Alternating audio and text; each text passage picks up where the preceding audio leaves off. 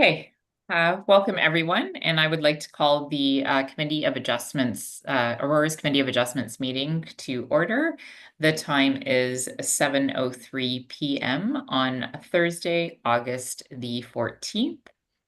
What I'll do this evening is we have a item on the agenda, which is the appointment of the Secretary Treasurer. So if we could please deal with that item first. And so if I could get a motion to appoint Stephanie February as the Secretary Treasurer, and I need someone to move that and someone to second it. Thank I'll you. move to appoint Stephanie February as the new Secretary Treasurer of the Committee of Adjustment on this date, August 14th, 2025. Perfect. Thank you. And if I could please get a seconder. Thank you, Michael. All in favor? Carried. Thank you very much. Okay, so now I will introduce the committee members and staff. I'm the chair. My name is Alita Tari, and the remaining members are as follows. The committee vice chair is Michael Visconti, John Hartman, Claudia Watts, and Maricela Sauceda. As we just appointed, our secretary treasurer is Stephanie February, and the senior planner is Antonio Greco.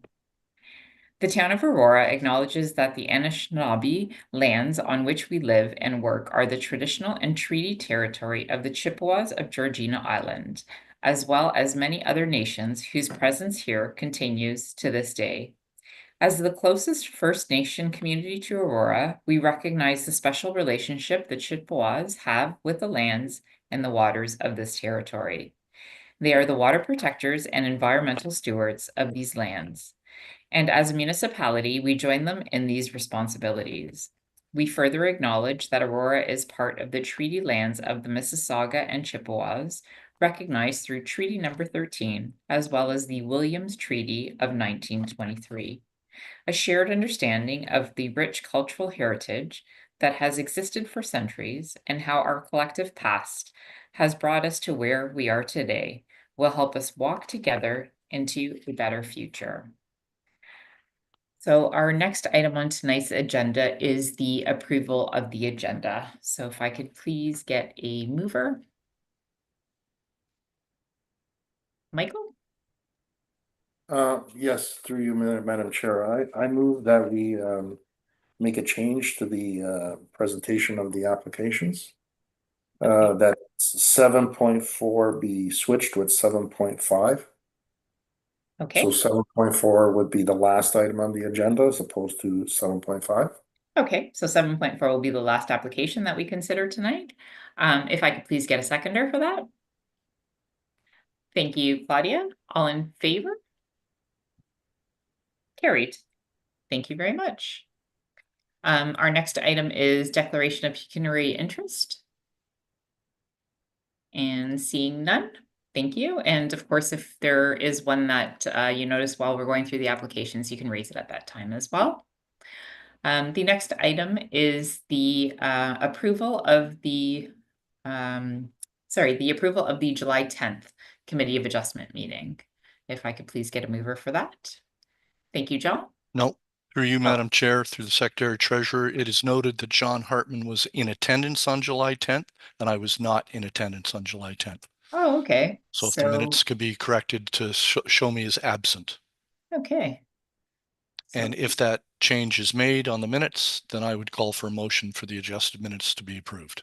Okay, so that there's an amendment to show you as regrets on those minutes. Okay, and if I could please get a seconder for that. Maricela, thank you very much, and all in favor. Carried. Thank you. Okay, so now we will move on to our presentations this evening.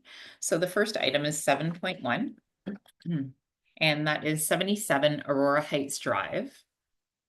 The owner applicant is requesting a relief from the requirements of the town's comprehensive zoning bylaw as amended to facilitate the construction of an attached carport. The following relief is being requested. excuse me, section 24.497.3.2 of the zoning bylaw requires a minimum interior side yard of 1.5 meters. The applicant is proposing a carport which is 1.2 meters to the interior side property line, thereby requiring a variance of 0.3 meters for this particular application. And sorry, if you can just bear with me. Planning staff have reviewed the application regarding section 45(1) of the Planning Act as amended and believe that the requested variance meets the 4 tests of the Planning Act for granting minor variances. The staff recommend approval of the requested variances subject to the conditions outlined in Appendix A attached to the report. So before I ask if there's any questions or anything, I was just going to ask the secretary if we have any, my understanding is we do not have any written, or sorry, we have one written letter in opposition to this, and I do not believe we have any delegations, correct?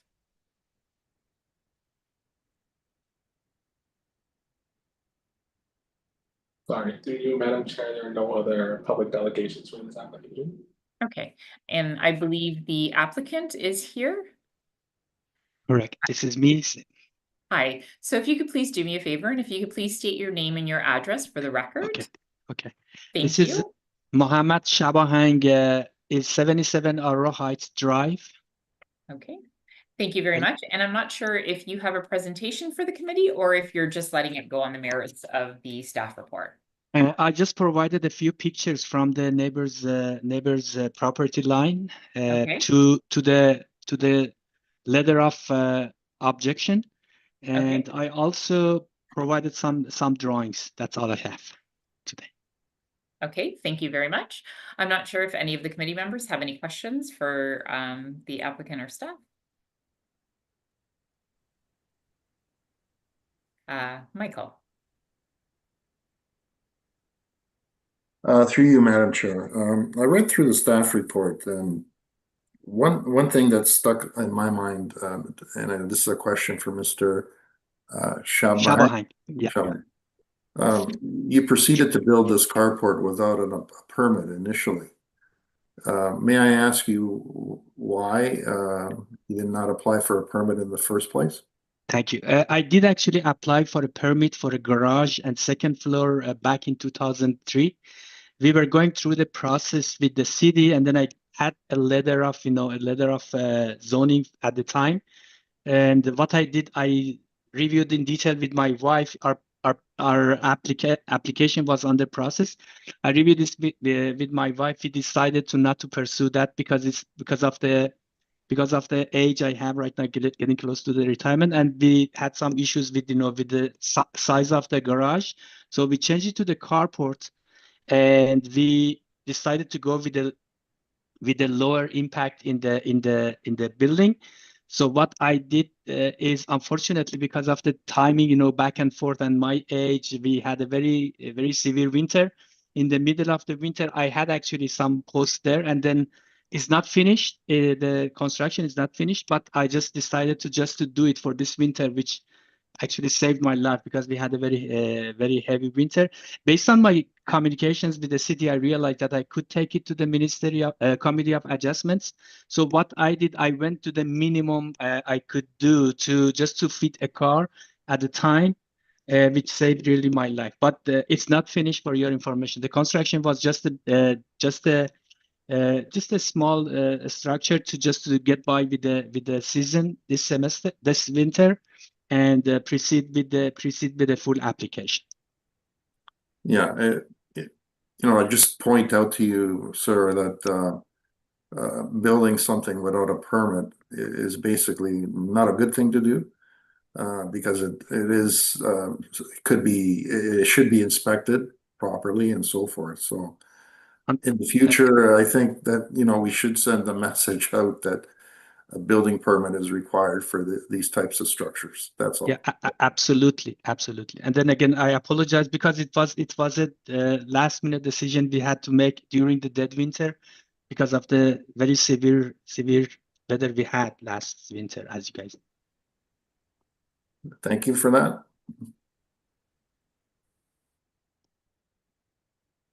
And sorry, did anybody else have any questions for the applicant?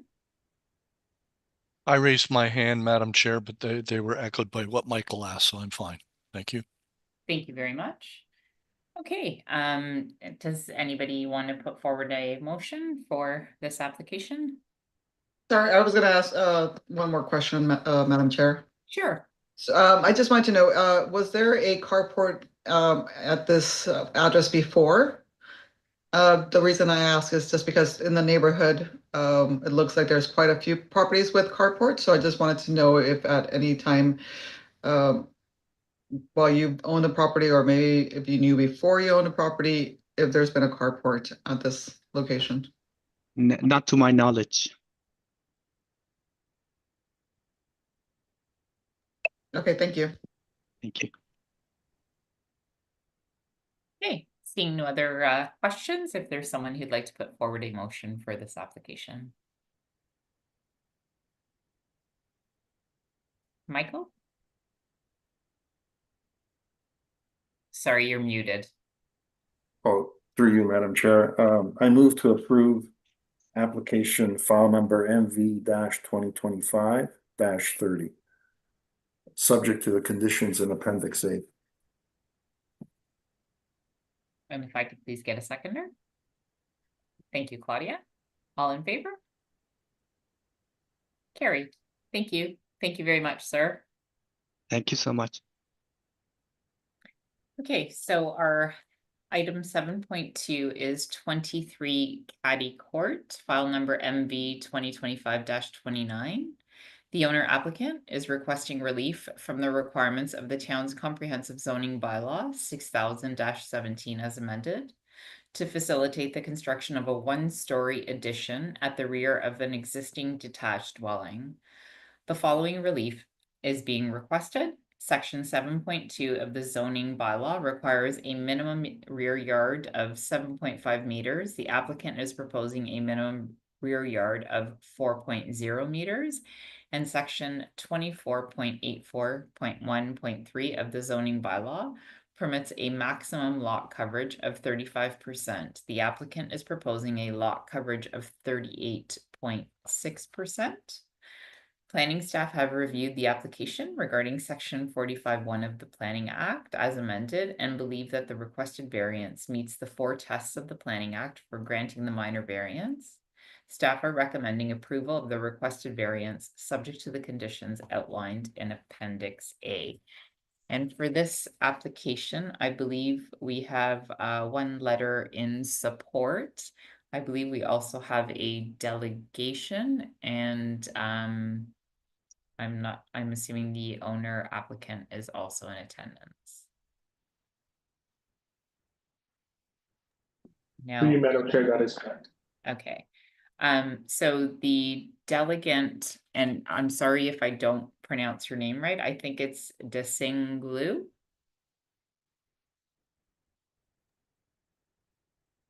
Sorry, Madam Chair, there is 2 Heathers, and I think I admitted the wrong one. The one with the video on right now is the correct Heather. Okay. The owner or agent. Okay, so hello and thank you for joining us. And just to let you know that your presentations and deputations will be limited to 5 minutes as much as possible. And it's Heather Manisis.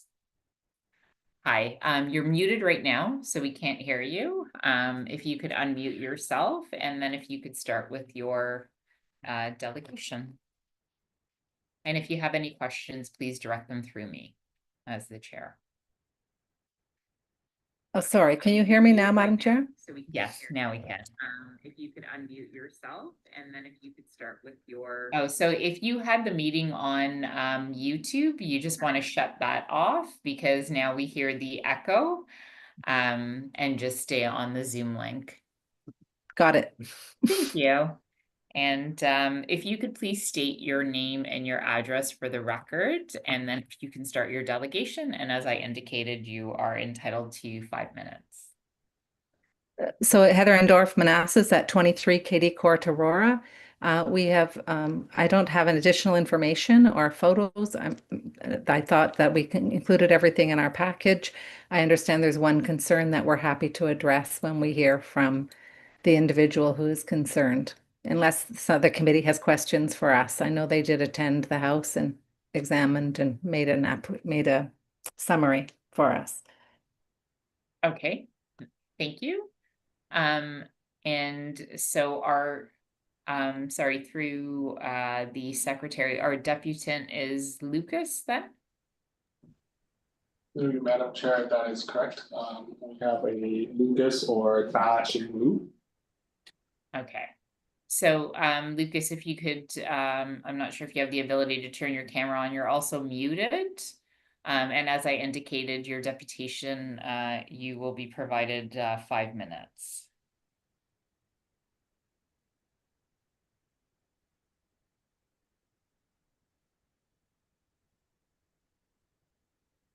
So you're still muted and we cannot hear you right now.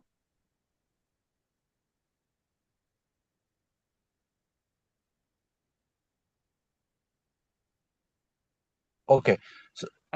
Okay, so now we can hear you. So Lucas, if you can please do me a favor, if you could please state your name and your address for the record. And I'm not sure if you heard me earlier, your deputation will be limited to 5 minutes. Okay, so my address is 48 Bridgeport Street, Richmond Hill. And Yeah, and if you could state your full name for the record as well. yeah, my name is Daxinglu, Dixinjlu. Thank you very much. And you can Yeah. go ahead with your deputation. Okay, so I have a property in the same street. So for this proposed sunroom, I think this the rear yard setback is too close compared with the required zoning by now, because the required is I remember should be 7.5 meters, but the proposed only 4 meters. That's over 50% in over 50% of the required. Yes, and also I think for the other variants coverage I have no concern, but if there are such rear yard setback is up to 50% increase, then there will be some variance of the neighbor will be impact. Yeah, so that's my only concern. Thank you. Okay, thank you very much for that. I'm not sure if any of the committee members have any questions. Can we ask a question? Claudia. Madam Chair, I have a question for Lucas. Can you clarify how this would impact the neighbors? Because I know you're mentioning, it's over 50% and that it would affect the neighbors, but can you clarify how this would impact anything? Okay, so yeah, for example, if they are zoning by the required 7.5 meters is maintained, so the view of the neighbors will not be blocked by their this sunroom, and also for example in the rear yard they proposed rear yard setback is only 4 meters. That's more close to their neighbors neighbor's window. So that distance is significantly reduced compared with required zoning bylaw. So that's also another province issue because it's too close to the neighbor's property. Yeah, that's main concern from my side.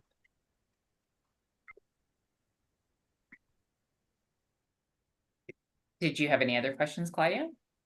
That's it. I know that if you I know, Michael, that you just raised your hand. Heather, I believe you had a question. Did you have a question for staff or did you have a?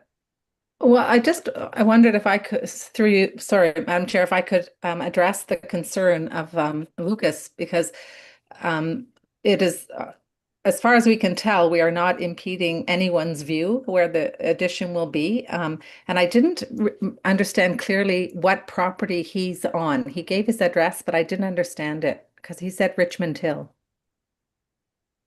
So Lucas, could you please repeat the address in Aurora that you have? Yeah, so I actually I'm in the same street, and I not currently I not lived there, but my address what I physically lived, I registered address in the Richmond Hill. But you own a property on the same street Yes, yeah, in correct. Aurora. On Katie Court.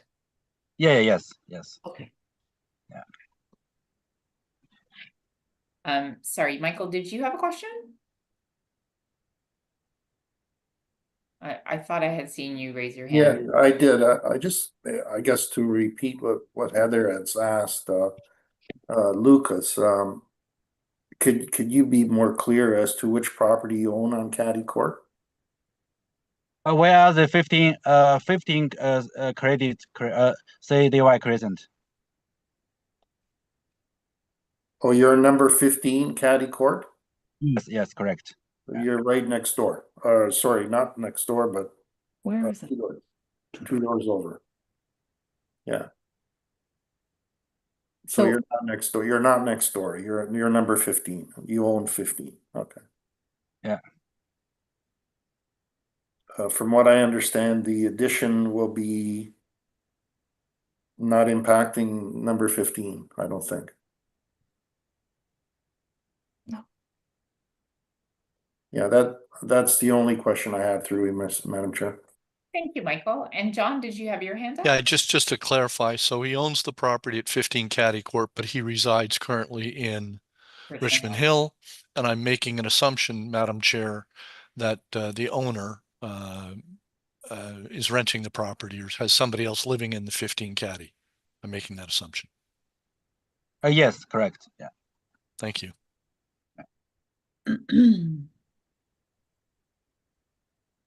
I do not believe there are any other questions from the committee. If there aren't any other questions. Oh, I'm sorry. Go ahead, Marcella. Sorry, you're muted. Oh, there you go.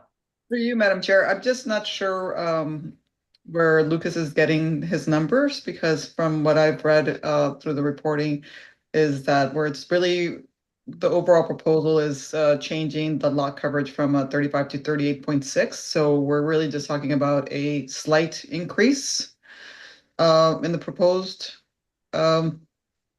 lot coverage, right? So, and then he mentioned the 7.5, but that's a minimum rear yard requirement. So I'm still not 100% sure where the problem that he has is, and I just wanted to see if there's any way to get a little bit more clarity on that. I'm just not seeing it at this time.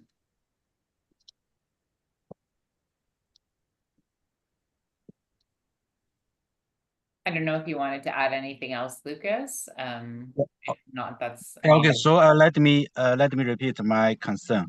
For this hearing, two variants, right? One is for the lot coverage. That's almost 2%. But I have not opposites or objections. This lot coverage variance. A lot of variance is for the rear yard setback, because the proposed is 4 meters. I remember, but the required from the zoning bylaw is 7.5 meters. That's over almost over 50% over the requirements. Yeah, so that's what I'm concerned, because from my rear yard I can clearly say what's there. What's this proposed sunroom? It's only maybe 50 feet, yeah, from my backyard.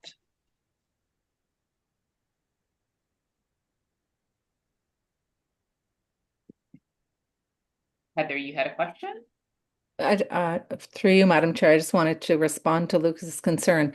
From our yard, from standing on our deck, we actually can't see his backyard directly because there's another yard between us. So, and there's a lot of growth, and there's another structure on the deck beside us. So I just wanted to clarify that we can't see his property. So I'm not sure how this low building will directly impact his view. That's all. Thank you, Heather. And Claudia, did you have a further question? Yeah, through you, Madam Chair. So Heather, I'm just looking at the map. In terms of your neighbors at 27 or 19, I think they may be affected. Have you spoken to them about the structure itself? Yes, our immediate neighbor on the side of the house that is affected, most affected, if anyone is, has written a letter actually supporting this. And the neighbor on the opposite side of the house, again, there's a huge evergreen tree, and if we cannot see anything into their yard at all, nor can they see into our yard. So she is also not concerned. And at the back of the house, there are cedar hedges on the opposite side of our fence that are taller than the house. So no one, we're pretty private. The person who visited could probably attest to that.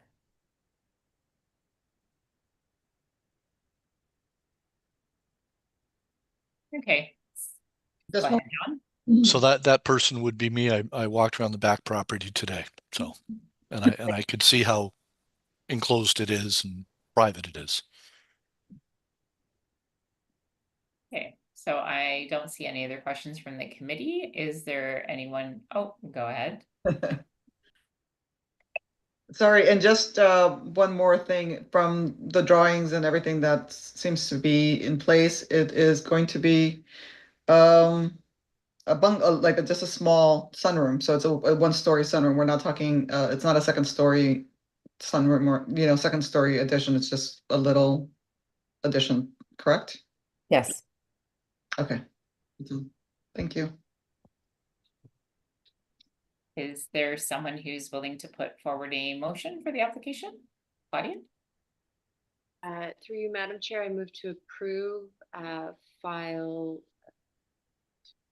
one NV 202529 at 23 Katy Court, subject to the conditions outlined. Thank you. And do we have a seconder? Thank you, John. All in favor? Carried. Thank you all very much. Thank you. Thank you.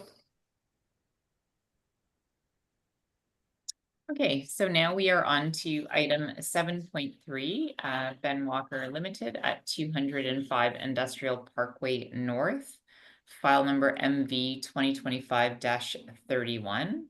The owner applicant is requesting relief from the requirements of the town's comprehensive zoning bylaw 6000-17 as amended to facilitate a recreation center use in the existing building. The following relief is being requested. Section 24.346.1 of the zoning bylaw 6000-17 does not permit recreation center as permitted use if part of the building is used for industrial uses or warehouse. There are industrial uses existing in this building. Planning staff have reviewed the application with respect to section 45(1) of the Planning Act as amended and believe that the requested variance meets the 4 tests of the Planning Act for granting minor variances. Planning staff are recommending approval of the requested variances subject to the conditions outlined in Appendix A. And just to confirm with the secretary, I believe that this particular application does not have any written submissions and we do not have any delegations, correct? Through you, Madam Chair, there are no letters of opposition or support or public delegations. Thank you very much. And Chris Toto, sorry if I've mispronounced your name. I'm assuming you are here on behalf of the application. And if you are, if you could please state your full name and your address for the record. And then if you could let us know, I'm not sure if you also have a presentation or if you're letting it go on the merits of the staff report. Through you, Madam Chair. Thank you very much. My name is Chris Portato of C-Space Architecture. I'm the agent and architect for this project. Our office address is 8841 George Bolton Parkway, Unit B5 in Caledon, although I live in Aurora myself. The owner of this property is Benjamin Walker Limited. The proposed project is to permit, I'll do a small blurb if you'd like, just to introduce the project. The proposed project is to permit a recreation center uses within the existing industrial building located at 205 Industrial Parkway North. The property as it currently exists consists of 6 units, all of which are low hazard F3 uses, and they consist of clean, light, and low hazard activity, mostly storage. Units 2 and 4 are parts distribution uses. Unit 3 prepares books for libraries and ships them out to various libraries around the provinces. Unit 5 and 6 is a storage use for specialized packaging. The building owners do not permit tenants that manufacture or handle hazardous materials in this building. Unit 1 is the largest unit in the building. It's currently vacant. A couple of months ago, January, we achieved an approval for a fitness facility use within this unit. We do have potential tenants who are interested in this space, but would like to use it for uses that are more defined as recreational. Specifically indoor electric go-karting, focused business that can host children's birthday parties and such and serve food to guests. So the corridor along Industrial Parkway North has been developing nicely in many non-industrial ways besides industrial, and they accommodate fitness and recreational uses such as a sports dome, gymnastics clubs, the Aurora Family Leisure Complex, and there are also several exterior playing fields and dog parks. So yeah, the area is very attractive for tenants looking to integrate with and contribute new fitness and recreation possibilities to the area and in Aurora in general. So the proposed use is to complement the existing uses, other uses, and parking resources as well, as the peak times of use are anticipated to be weekday evenings and weekends when other units are not operational. There are also 2 separate entrances, 3 in total on the property that can quickly access Unit 1 that can avoid the middle and busiest driving aisle, which is largely industrial tenant use. So we've read through the report and we're thankful for Aurora Planning's stated support in passing the minor variance proposed. I've also read the condition of approval outlined in Appendix A and accept it. And I'd be happy to welcome any questions that you or the public might have.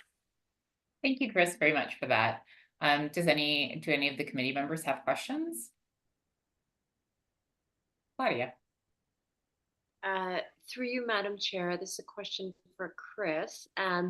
You did just mention, because I read in the proposal that there's going to be potential golf go-karting, but you did say they were electric go-karts, right? Because one of my concerns is that go-karting can be quite like fume heavy if they're gas powered.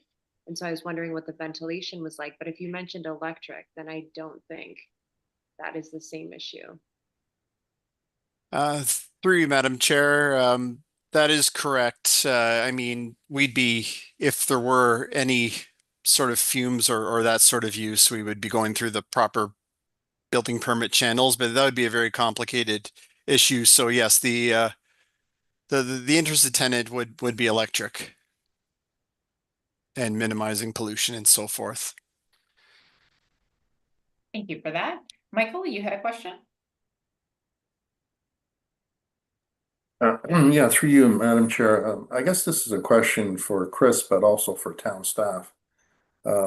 Chris mentioned, go-karting. Is there sufficient space in that unit to permit a track, or will at the permits, is there a necessary permit that will have to be received in order to create a track for these go-karts there? And secondly, Chris, you just mentioned as well that you want permission to serve food in the the newly created recreation center. And also just a definition of recreation to me, is it just go-karting? What does that mean, recreation center? Like I'm not very clear as to what exactly the uses will be in that. Through you, Madam Chair, I guess to answer Michael's question a little more specifically, it wouldn't be necessarily electric go-karting per se. We just have an interested tenant in that. But the idea is to have more recreational type uses, such as like the type of facility that could host children's birthday parties. There's several kind of play place sort of uses throughout the town that are becoming popular, where you can serve food, you can host parties, you can have like a kids play area. We did come up with a concept floor plan that I believe was shared with the town. May not have made it into the report if you'd like to see, but it has some uses such as an arcade area, a go-kart track, and yes, the area is large. It's over 6,000 square feet, or actually meters square. Yeah, it's very large. The go-kart track is 3,000 meters square alone on the example plan. You know, several party rooms. It's got some offices, a club lounge area, equipment room, storage, just a quick serve kitchen, and the such. So it's you know, we would just like the space to be more versatile for tenants who are looking for kind of recreational or fitness possibilities, because it is a very large space.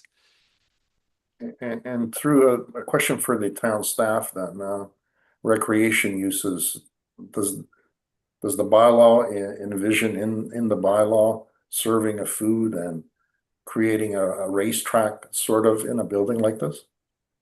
So through you, Madam Chair, our zoning bylaw doesn't specifically speak to go-karting as a defined term, but we've reviewed the application and we've deemed it a recreation use. Recreation center in our bylaws defined as a premise in which facilities are provided for recreational, athletic, and leisure activities. May include activities such as a bowling alley, bingo hall, ice skating, ice curling, rolling skate, and like facilities. So we've deemed this go-karting to be under that umbrella. So that's the main reason on the intended use being a recreation center. Okay, thank you. Thank you. Are there any other questions? Seeing no other questions, is there anybody who's wanting to put a motion forward for this application? John? Can you hear me? Yes, we can.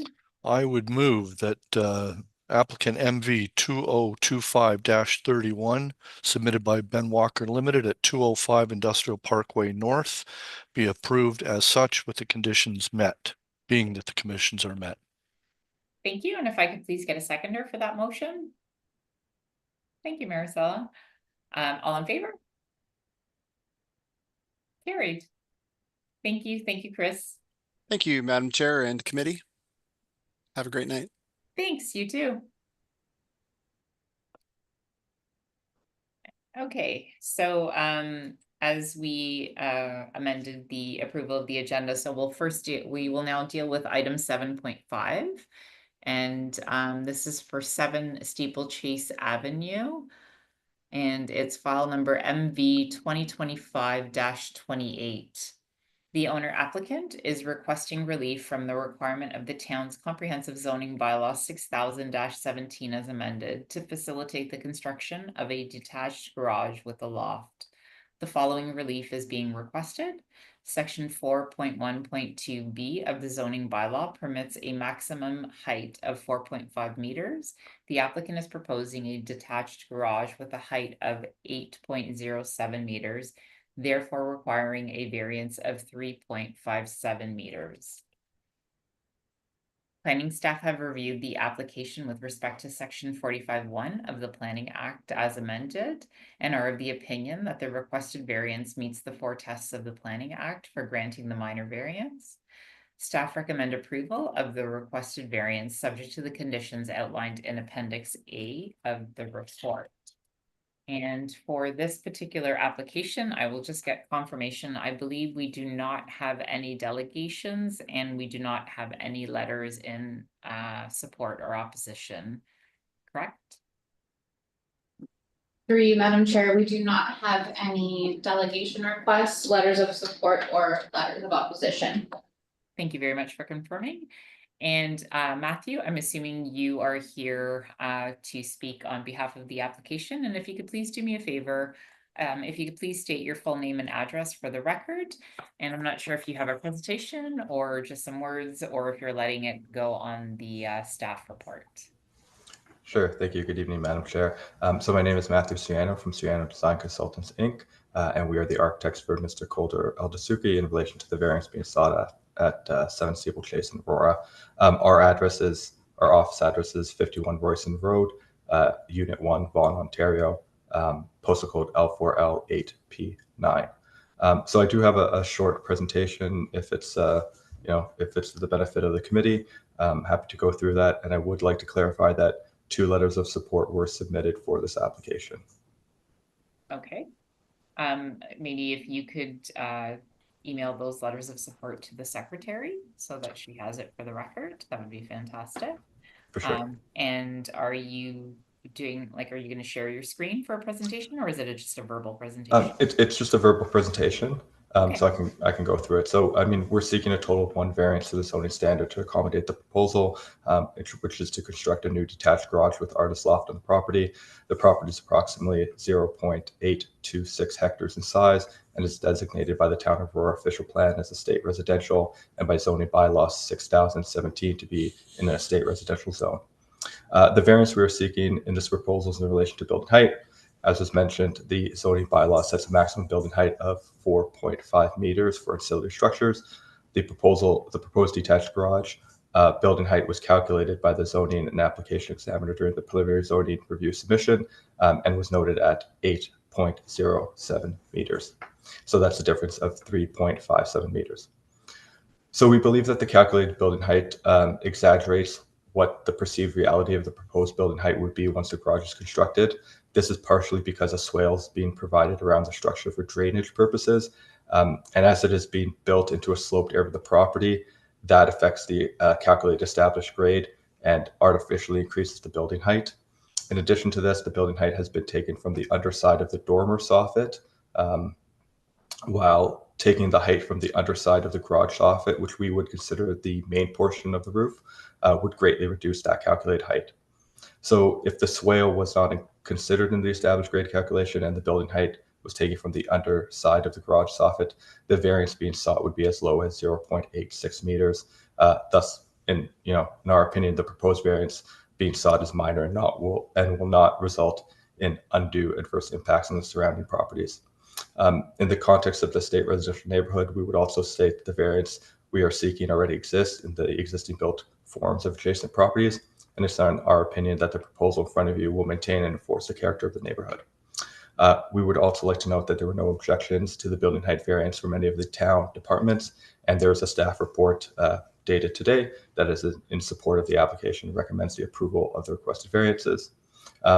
We do understand there are standard conditions being asked for by planning staff. The owner has reviewed these conditions and is okay with them. And finally, I'd like to point out that we did provide 2 letters in support from neighbors on Steeplechase Avenue. Most importantly, we do have a letter in support from the neighbor at 10 Steeplechase Avenue, whose home would be directly facing the proposed garage. Therefore, in our opinion, the maximum building height variance before you does not result in any adverse impacts and represents good planning. We believe the variance is minor. It is appropriate development for the land for the estate residential zone, and it maintains the intent of the proposed zoning bylaw and maintains the intent of the official plan. With this said, we would respectfully submit that the variance being requested meets the 4 tests under section 45(1) of the Planning Act and should be approved. So thank you for your time. I'm happy to answer any questions that you, the chair, have, or any of the committee's questions, or review any of the supporting material that was submitted. Thank you, Matthew. Do we have any questions from the committee members? Michael. Through you, Madam Chair, this question for Matthew Soriano. In Appendix A, recommended conditions of approval, item number 4, that the owner enter a declaration of use undertaking agreeing that the use will remain a single unit dwelling will remain a single unit. Further approval will be required to change the use to multi-unit dwelling. Are you okay with that condition? We are okay with that, and we talked to planning staff about this. They reached out, and we did have a conversation with them about it, where the owner is fine with that. And secondly, this new garage is totally separate from the main house. Is that correct? That is correct. And I noticed in the floor plan, there's going to be a bathroom in that facility. Is it going to have a separate septic tank, knowing that that area is not serviced with municipal services? No, so it won't have a separate septic tank. The intent is to tie it into the home septic system, which does have space. So that is the intent there. That's the intent. Okay. Yes. Just to be clear, I just want to have clarification on those two items. Thank you. Yep, no problem. Thank you. Are there any other questions from the committee? Marcel? Through you, Madam Chair. So I saw that the tree preservation plan. Now, with the fact that there's going to be about 45 mature trees that are going to be removed, and there is a plan to replace them, has there been any additional studies that they're like wildlife that's, will have any owls or any bats in that designated area that would be impacted by the removal of these trees? Yeah, so it's a good question. So this application was actually deferred from last committee of adjustment meeting in July because we were requested to provide a natural heritage evaluation.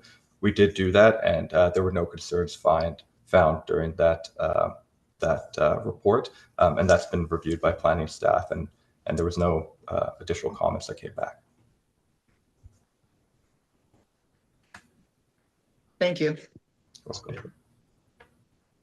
Any other questions from the committee? Seeing no other questions, is there anyone who'd like to put a motion forward? Claudia? Madam Chair, I'd move to approve file NV 2025-28 at 7 Steeplechase Avenue, subject to the conditions outlined. And if I could please get a seconder? Thank you, John. All in favor? Carried.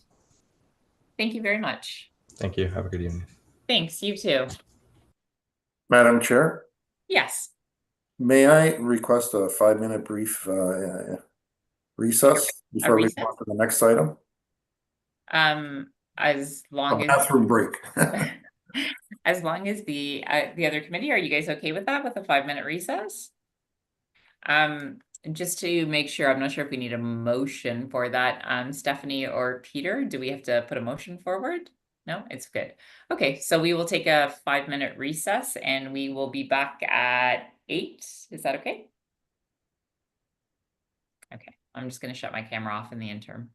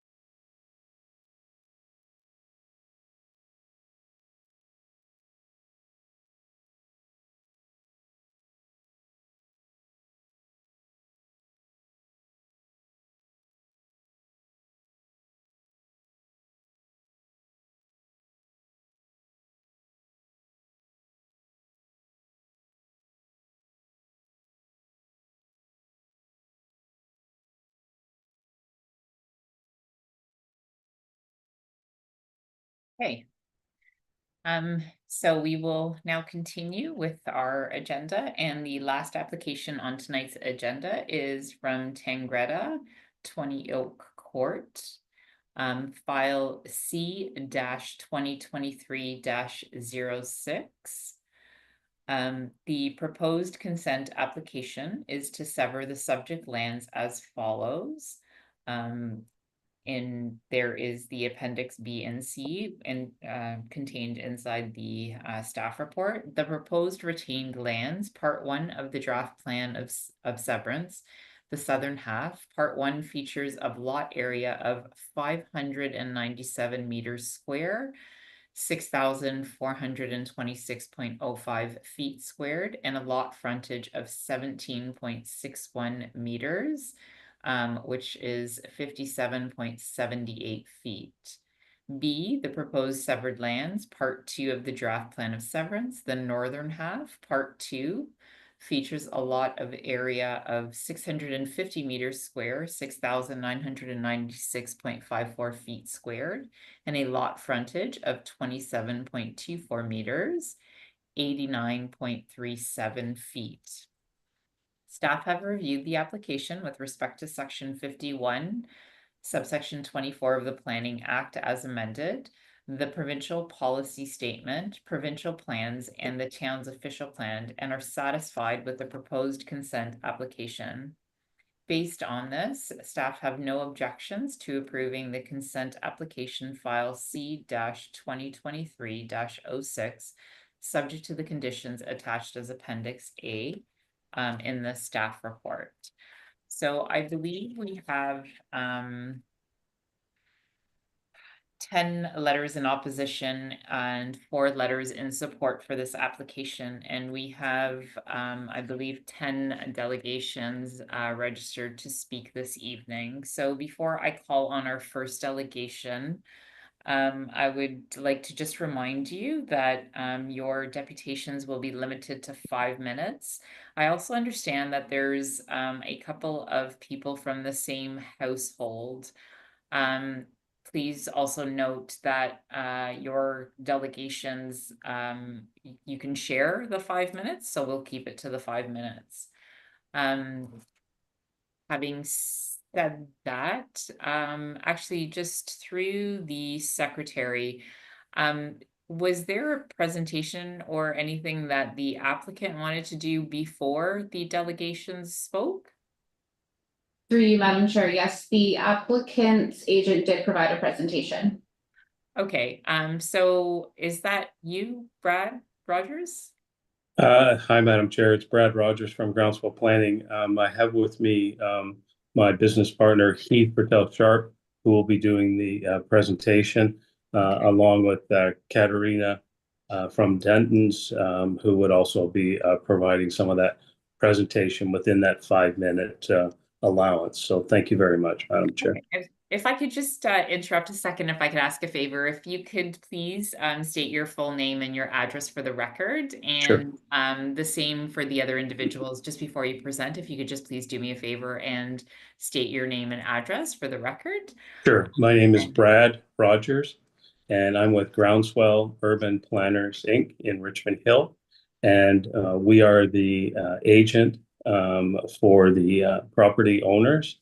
And our address, corporate address is 95 Mural Street, Suite 402, and that's in Richmond Hill, Ontario. Thank you. Thank you. And Madam Chair, good evening, and good evening to the committee. I will do the same. My name is Katerina Sliva. I'm, excuse me, a municipal land use planning development lawyer. I'm with Denton's Canada, and our address is 77 King Street West in the city of Toronto. Thank you very much. And my name's Heath Bertel Sharp. I'm from Groundswell with Brad, and my address corporately is 95 Mural Street, Suite 402, Richmond Hill. Thank you. Thank you very much. And whenever you want to start the presentation, you can go ahead. Thank you. Sure.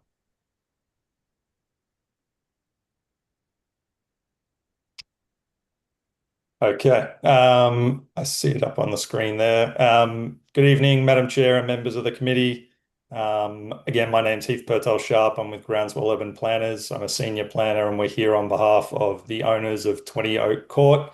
As mentioned, I'm joined here tonight by Brad Rogers and Kat as well from Denton's. Next slide, please.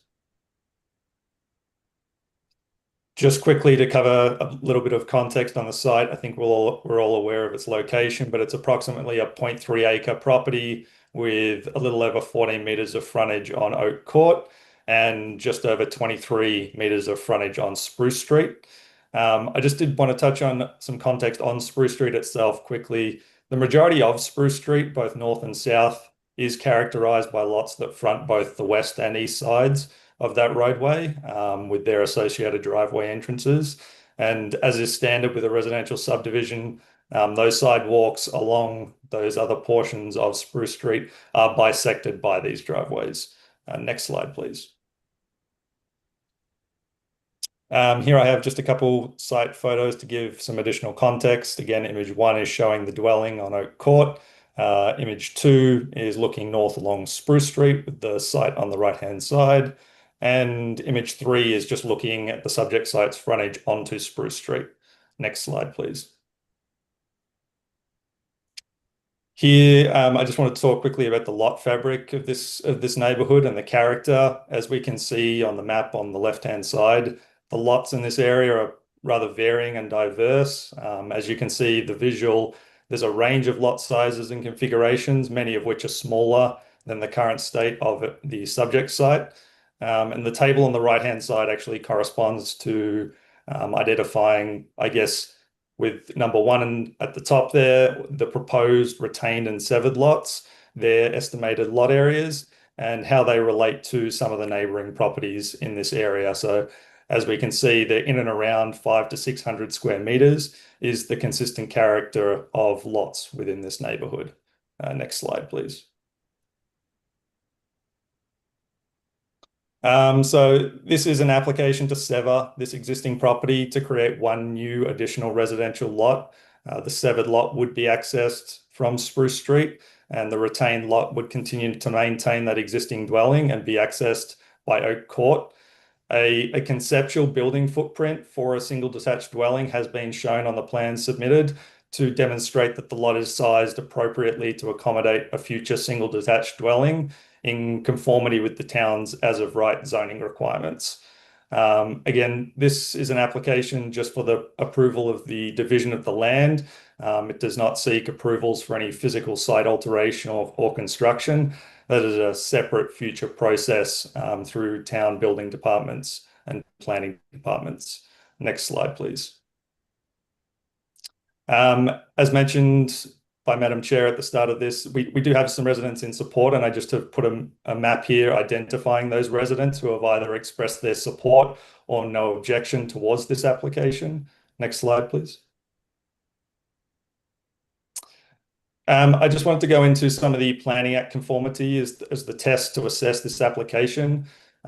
Firstly, under Section 51 of the Planning Act, includes the criteria for consideration, and number 1 being matters of provincial interest. Now, Bill 23 was introduced to advance provincial objectives to construct a target of 1.5 million new homes, where those provisions were introduced to make more efficient use of some existing residential properties, permitting the construction of additional dwellings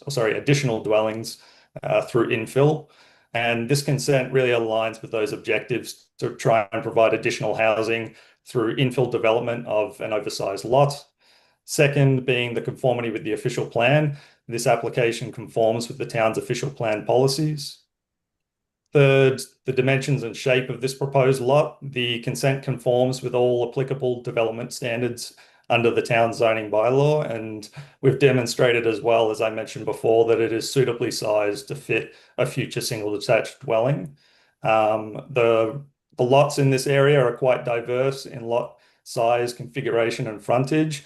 And again, the proposed severed and retained lots do fit within that neighborhood character. And fourth is just looking at the suitability of the land and the adequacy of utilities and services. These lands are in close proximity to the promenade, Yonge Street corridor, the Aurora GO station, and local transit. Through our application submission, Town Engineering have confirmed that municipal services are available to accommodate this new residential lot. Next slide, please. Quickly touching on the official plan conformity, the site is within the stable neighbourhoods designation. The stable neighbourhoods are intended to accommodate new residential development in the form of small-scale intensification and infill. These stable neighbourhood areas are intended to evolve and be enhanced over time to support additional housing options. And the policies explicitly permit new single detached dwellings as well. Next slide, please. And just covering the official plan outlines consent policies, criteria for which the committee shall consider applications for consent. The first being provisions of the Planning Act. The consent application before you conforms with the provisions of the Act, as I outlined earlier. Second, the development or new lot on the remaining parcel shall not pose any costs for road service improvements for the municipality. Driveway or sidewalk reconstruction here is the responsibility of the applicant, and they will bear the cost of any construction required. Third, the future orderly development and subdivision potential of the area shall not be prejudiced. This severance does not impact or prejudice the potential future orderly development surrounding. The zoning development standards are being met, and any potential neighbouring future development is not prejudiced. The compatibility with adjacent areas. These lots, as I've mentioned, are compatible with the diverse and varied character. The severance does not impact the use of adjacent areas. All minimum setbacks and lot coverage are proposed to be met. The fifth criteria allows for minor infilling in existing urban areas. This application is for minor infilling within the existing urban area. And lastly, the availability of adequate and appropriate access. We've demonstrated appropriate and adequate access has been confirmed to be available. We've also had this confirmed through Town Engineering and Public Works through their review of our proposed Spruce Street driveway. Next slide, please. Just quickly, again, we're not seeking any variances for this consent application. The proposal meets all of the town zoning requirements. Next slide, please. And just to sum it up, the severance and lot configurations, they conform to the official plan, achieving gentle intensification that is compatible with this neighbourhood. Both lots will continue to conform to the town zoning bylaw requirements. The application has regard for the matters of provincial interest, where it creates additional housing stock through utilising underutilised and oversized lots. And lastly, the municipal services and infrastructure have been confirmed to be available by the town. And overall, in our opinion, it represents good planning and it is in the public interest. And I just wanted to now turn it over to Kat from Dentons to provide some additional comments as well on this application. Thank you, and thank you, Madam Chair and Committee. My comments will be about 30 seconds or so. Mr. Purtell-Sharp covered the majority of things quite well. I did want to highlight to the committee that you heard that the lands are designated stable neighborhoods. The lands currently can have 3 dwelling units as of right, as you know, with the more recent changes to the Planning Act by the province. The proposed severance, in my legal opinion, is a gentle form of intensification and meets the requirements under the Planning Act. In particular, it has regard for sections 51, sub 24, and 53.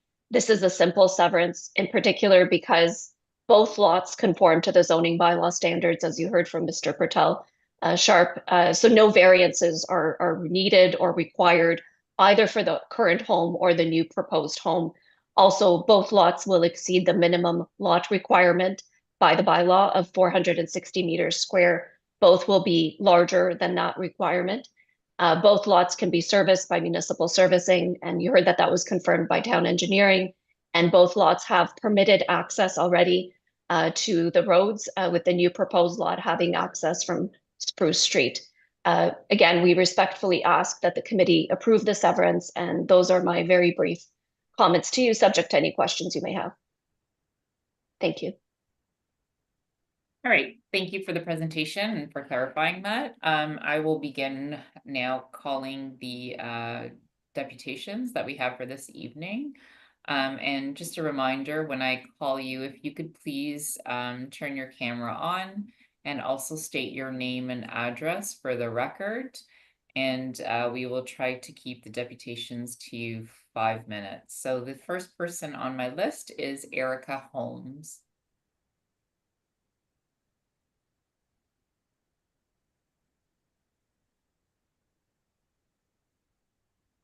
I guess through the secretary, is Erica Holmes online?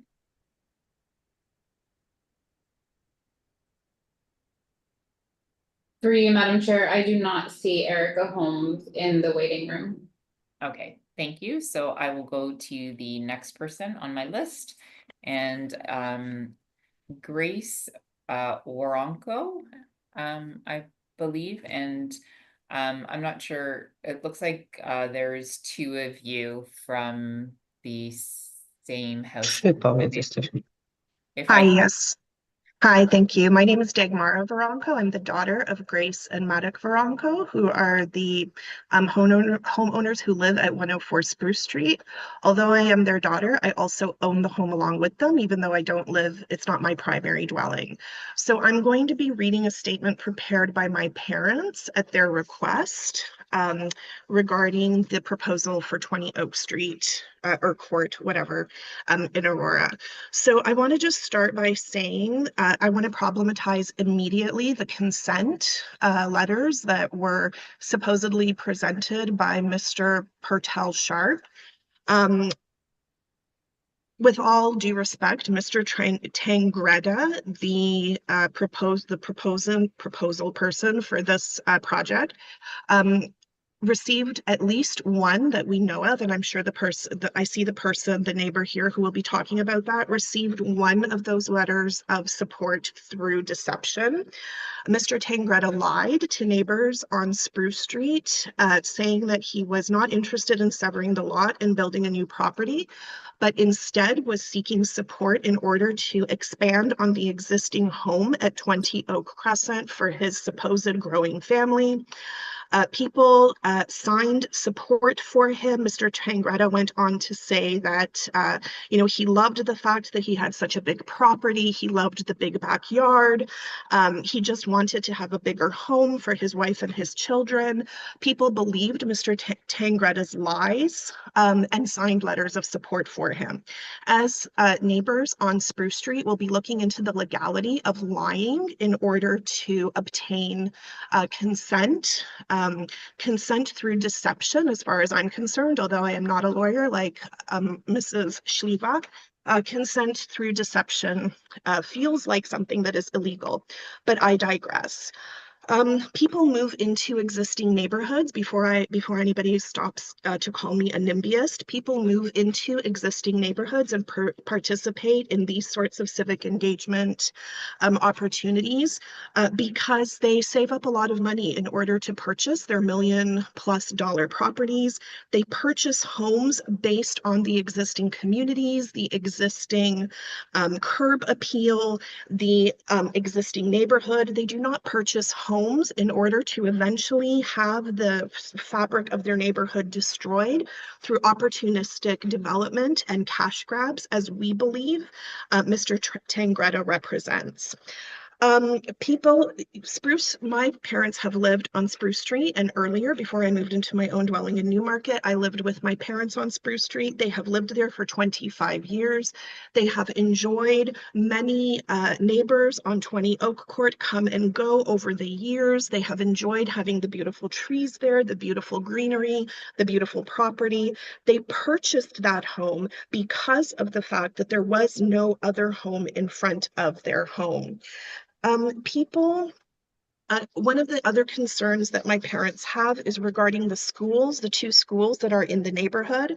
The street along Spruce Street, 104 Spruce Street, my parents' home and others, is during the school year used as a throughway for children to walk from the neighborhood to the school. Many cars park along Spruce Street when picking up their little ones. They'll park their car for a few minutes at the side of the road while their children go to find their parents. And we believe that this new driveway on Spruce Street will create a potential danger for these children. We're also concerned about the mature trees that exist on Mr. Tangretta's property. We understand that those will have to be cut down if the proposal moves forward, and we're concerned about how long it will take to replace those trees. If one takes a walk down Spruce Street, they can see that it is a beautiful street full of mature and beautiful trees. My parents would also like to address Mayor Mrakas. Although Mayor Mrakas is not here in the meeting today, he did stage what can only be called a farcical meeting on Sunday. What day was Sunday? Sunday, August 10th. This week, Mr. Mrakas joined a large group of concerned citizens about this proposed project. You can see the picture on his social media website, which was very quickly put up for the social media clicks. Mr. Mrakas lied to the people who were at that meeting on Sunday, saying that he did not have veto power over these kinds of projects, that he was not aware of these this project was happening, that everything had happened sort of beyond him, that council had not yet been part of this proposal. We have since found out that that is a lie, because as we see from this document on today's agenda, there have been many decisions about this proposal already made in secrecy behind the backs of the people who are going to be most impacted by this project.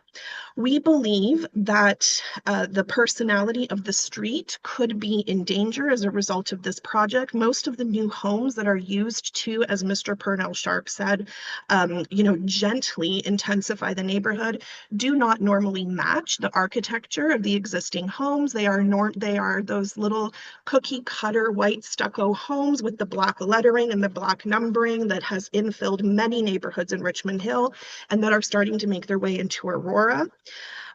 We also don't believe in the slogans of our politicians anymore, because at every step of the way we are let down, as evidenced by the fact that Mr. Purnell Sharp had much longer than 5 minutes to speak, while concerned citizens do not get the same.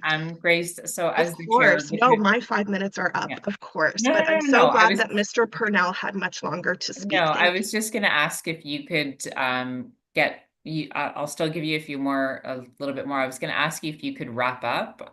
Sure. I just wanted to say that the people who are here on this committee are also residents of Aurora. And although I have read, and we spoke when Mayor Mrakas spoke and said there's this like anti-NIMBYanist sentiment, and people don't want to see neighbors getting upset, and we should all be generous with land and with our neighborhoods. I'd like to ask all of you here on the committee how you would feel if you lived in a neighborhood where many infill projects have taken place. We've had an infill project at the corner of Mark and Spruce Street, where one lot was turned into 2 giant homes with no backyards. And the only satisfaction we have from that horrible project is that the house has been for sale for years and nobody wants to buy this beautiful new, like infilled, gently intensified home. I asked the committee to think for themselves. I don't know what Mr. Tangretta's plans are. I assume that he will at some point sell both of these homes and move on to another community where he will, mess up the neighborhood for another group of people. But my question to the people on the committee here, especially for the representatives of Mr. Tangretta, how would you feel if this was happening in your beautiful and luxurious neighborhoods? I had mentioned to Mr. Mrakas at the meeting on Sunday that I wish there was a way for just average tax-paying citizens to be able to pool their money together to buy one of the rich estates somewhere, that is protected from all of this gentle intensification. tear down those beautiful estate homes and put up a row of townhouses, affordable housing, sixplexes, you know, right next to giant estate homes with beautiful backyards and like 10-car driveways. I wonder if then that would also be considered NIMBYism. It seems to be NIMBYism when it's the Okay, so hardest Grace, tax-paying people whose I'll ask you neighborhoods if you are could please wrap affected. it up so we could get on to the next deputation, because we do have quite a few people here this evening. Thank you very much. Okay, before I go to the next person, I'll just check again whether Erica Holmes has joined us. I don't see her here, but I just wanted to make sure before I went to the next person. Through you, Madam Chair, we do not see her in the chat. Okay, thank you for confirming. So the next person on my list is Laura McCutcheon. And again, if you could please state your name and address for the record, and if you can please keep your deputation to about 5 minutes. Okay, hi, I am Laura McCutcheon and I live at 120 Spruce Street. I've also written down what I'd like to say so I can keep it to 5 minutes. Good evening and thank you for the opportunity to speak. My name is Laura McCutcheon. I'm a local resident, a teacher within York Region School Board, and most importantly, a mother of 2 young children who attend Lester B Public School, just steps away from the proposed driveway location on Spruce Street. I'm here today because I'm deeply concerned about the safety and well-being of all the children in our neighborhood, especially those who use this stretch of the sidewalk daily. Spruce Street is an extremely active pedestrian corridor, especially during the school year. This sidewalk is not only used during morning drop-off and afternoon pickup, but throughout the day. The grade 8 students, they're from Lester B, they're allowed to leave for lunch, and they use this sidewalk to walk to local pizza places and other places that they can get food from. In addition, the daycare attached to Lester B, where my son went, they regularly use this path to walk along the sidewalk to access nearby playgrounds. It's not just a busy area for a few minutes a day, it's a constant flow of children and caregivers. As both a mother and a teacher, I am deeply attuned to the real world risks that come with mixing vehicle traffic and pedestrian activity, especially involving young children. The proposed new driveway would introduce a vehicle access point directly through the sidewalk. There is already an existing fence, a Canada Post mailbox, and cars that park along the entire stretch between Odin and Mark Street during pickup and drop off. These existing elements already reduce visibility. Adding a driveway here creates a dangerous blind spot right in the heart of a school zone. I live on this street. I walk on that sidewalk with my children. I see how chaotic and congested it gets. Adding more vehicle movement here is not only unsafe, it's absolutely avoidable. And this just isn't theoretical. It's deeply personal to me. My own children walk this sidewalk every day, and I know many families in this community whose children do the same. I'm asking the committee, why introduce a new risk where safer options are available? We're also concerned, my husband and I, about how this proposal was handled. We only recently learned that the 0.3 meter public reserve put in place to restrict vehicle access was lifted by bylaw 6715-25 in June 2025. That bylaw permitted this driveway onto Spruce Street without notifying residents or providing any public consultation. Had we known, many of us would have strongly objected. More troubling is that we were told that the driveway location had not been yet decided by the mayor on the Sunday that was previously said, and that our voices still mattered. But we later found out that the bylaw had already passed and that the council members were present at the meeting despite claims on the contrary. This contradiction has left residents feeling misled and excluded from a process that directly impacts us all. The official report also stated that no written submissions were received. That's misleading because most residents weren't even aware of this proposal until days before the hearing. That's not only a lack of concern, it's a lack of transparency on the city's behalf. Neighbors have also shared that when the applicant again collected petition signatures, like said, they were told it was just a renovation, not a severance or a plan to build a second home. If true, this raises real concerns about whether the petition was based on accurate information. And let me be clear, we the residents are not opposing development. We are opposing unsafe development, especially in the area used so heavily by children. The applicant already has frontage on Oak Court, a quiet street that's not on a school route and sees far less foot traffic. That is obvious and far safer location for a driveway. There is not justifiable reason to choose Spruce Street instead, unless convenience is being placed above safety. In closing, I speak as a parent, a teacher, and a committed member of this community. This driveway proposal introduces a clear, avoidable safety risk, and it reflects a planning process that has lacked openness from the very beginning. I urge the committee to delay or reconsider this proposal and to personally observe the site during school hours, when the true impact on children and families can be seen. Thank you for your time and for keeping the children's safety at the center of this discussion. Thank you. Thank you, Laura. Yep. The next person on my list is Pat Lalonde.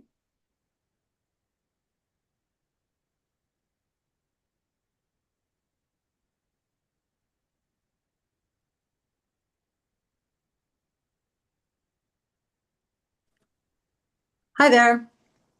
Hi, so if you could please state your name and the address for the record, and if you could please keep it within 5 minutes. Thank you. Absolutely. Pat Lalonde. I live at 102 Spruce Street, and I've lived here for 30 years. I'm here tonight to obviously talk about the proposed severance of the property, which is located directly in front of my home. I know you're probably thinking, oh, there's another NIMBY. You're right, I am a NIMBY. I am fiercely passionate about what is happening not in my backyard, but specifically what is going to be shoehorned into my front yard. I'm here to argue that my backyard is also a piece of our backyard. It's part of the collective character of our town, and we're all supposed to be stewards of. Our neighborhood wasn't built in a day. It has a rhythm, a certain design. Our homes have what our parents call breathing room. There are lawns where kids can throw a ball and not have it land in the neighbor's dinner or soup or whatever in their backyard. There are mature trees with canopies that form a tunnel of green in the summer. The space, the openness, it isn't an accident. It's the very fabric that makes our street a community and not just a collection of addresses.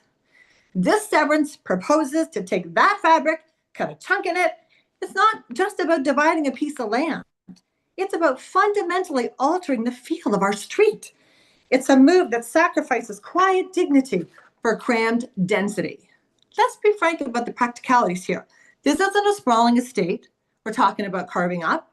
This is taking a reasonably sized property and performing a surgical division on it to cram in another structure. It's like watching someone play a game of Tetris, forcing the long skinny piece in the tiny square hole. It doesn't fit, and it's going to leave awkward gaps, and everyone watching knows it's a bad move. Imagine the result. A new house built right up to the legal limits will loom over its neighbors, casting a literal shadow where sunlight used to be. The majestic trees that currently grace that property, they don't stand a chance against the excavators. The most pressing concern, however, isn't just about this one lot. It's about the precedent. It's about the domino that's about to be tipped over. If you approve this, you're sending a clear message to every property and owner and developer with a measuring tape that our town's established character, and especially our street's established character, is officially on the auction block, available to the highest bidder, one slice at a time. Today, it's all out in front of my house. Tomorrow, it's the one beside yours or the one down the street. This is how vibrant, spacious neighborhoods lose their soul. Not in a great fiery cataclysm, slowly, quietly, through the death by 1,000 severances. Each decision, viewed in isolation, might be small, but together they unravel the very tapestry that makes our community desirable in the first place, and one of the reasons I moved here originally. I urge you, don't see this as a zoning issue on a map. See it for what it is, a choice about the future of our town. I'd gladly be a NIMBY today to avoid tomorrow where I look out my front window and stare directly into our neighbor's living room. Please be the guardians of our town's character, not the architects of its dilution. Preserve the breathing room, protect the green space, deny the severance, and in doing so, affirm the vision of a community that values quality of life over quantity of lots. Thank you for your time. Thank you very much. The next person on my list is Wenlu Dong. Hello. Hello, can you hear me? Hi, yes, we can. So Hi. if you could please state your name and address for the record, and if you can please keep your deputation to 5 minutes. Thank you. To the Chairs Committee, this is Wenlu Dong speaking. I am Wenlu Dong's son speaking on her behalf. This is because her limited English abilities. Our address is 1 Odin Crescent, and we're here to share our statement on this matter. We strongly oppose this project for the following 3 reasons. Number 1, this building layout will create a major visual blind spot, posing a serious public safety risk. The site here is next to a school and a kindergarten with heavy vehicle and pedestrian. This is a daily route for children traveling to and from school, and it is a steep downhill slope. Currently, this area is inclusive, and if this project is approved, the new driveway will be blocked on both sides by the neighboring fences, creating huge blind spot. Similarly, pedestrians and children will have their view obstructed, preventing them from seeing vehicles exiting. This creates significant danger for the community and school. Housing density would further worsen already congested traffic. For people with disabilities, the downhill slope would also cause wheelchairs to accelerate quickly and meeting a vehicle emerging from a blind spot. This is extremely unsafe. Our second reason is that we believe this project is totally unreasonable. Even as stated in the consent application proposal section on page 2, quote, there is no proposed development currently associated with this application for allowing a detached house to be built on a backyard and for opening a new driveway entrance to the busy Spruce Street through an existing rear fence. We believe, along with other community members, would damage the green belt and unlawfully occupied public green space. And at last, we believe this also brings a huge personal impact. This proposed building would be south of my backyard, right against my fence, blocking sunlight and eliminating my privacy. Imagine somebody building a home next to your backyard and can look into your home anytime. The loss of sunlight and privacy will be significantly harming my physical and mental well-being. This consent application must meet all legal requirements under the Ontario Planning Act, Section 51, from not just the 5 planning comments listed on the page 3 in the Committee of Adjustment report. The Act requires priority consideration for health and safety of residents, schools, and people with disabilities, which this proposal clearly fails to meet. It also does not meet subsection B, quote, whether the proposed subdivision is premature or in the public interest.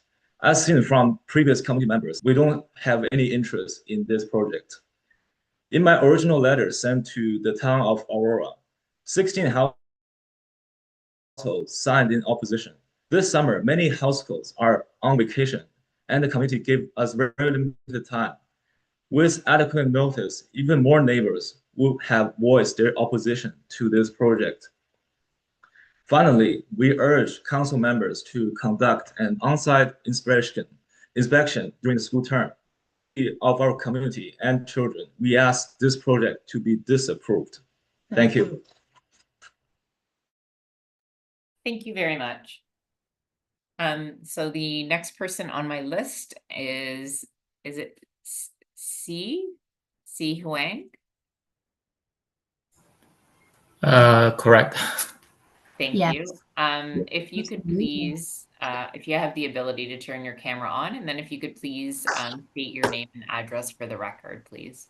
Hi. So good evening, everybody. I am Bill, and she is my wife. We live at 106 Spruce Street. So through you, Madam Chair, I'm going to start my presentation.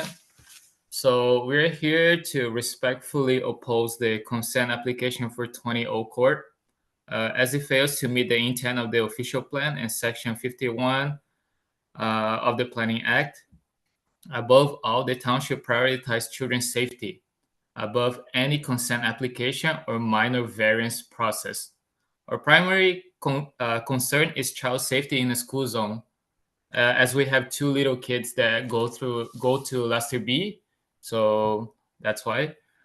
This proposal creates a front-facing driveway onto Spruce Street directly in a stretch heavily used by children and families walking to Lester B. Pearson Public School and the daycare at 15 Olden Crescent. There will be no sidewalk on that side of Spruce Street during construction, meaning pedestrians, especially school children, will be forced to walk along the street to go to where they have to go. Construction vehicles will add heavy traffic to a narrow residential street at peak school travel times. The lot sits on a downward slope, creating blind spots for drivers and limited visibility of children approaching from either direction. The driveway location is close to a school bus stop used by dozens of students daily. This is not just a short-term issue during construction, but the driveway will permanently change a safe fence-line section of street into a vehicle access point in a school zone. The Planning Act requires decisions to consider public health and safety, yet the Committee of Adjustment report gives no meaningful attention to this. That is a serious oversight. Our second concern is neighborhood character and streetscape impact. Spruce Street Southside currently has a consistent rhythm. All properties have their back onto the street with continuous fencing and no driveways. The proposed severance disrupts that pattern and sets a precedent for other through lots to follow and work against the objective of the stable neighborhood designation in the official plan.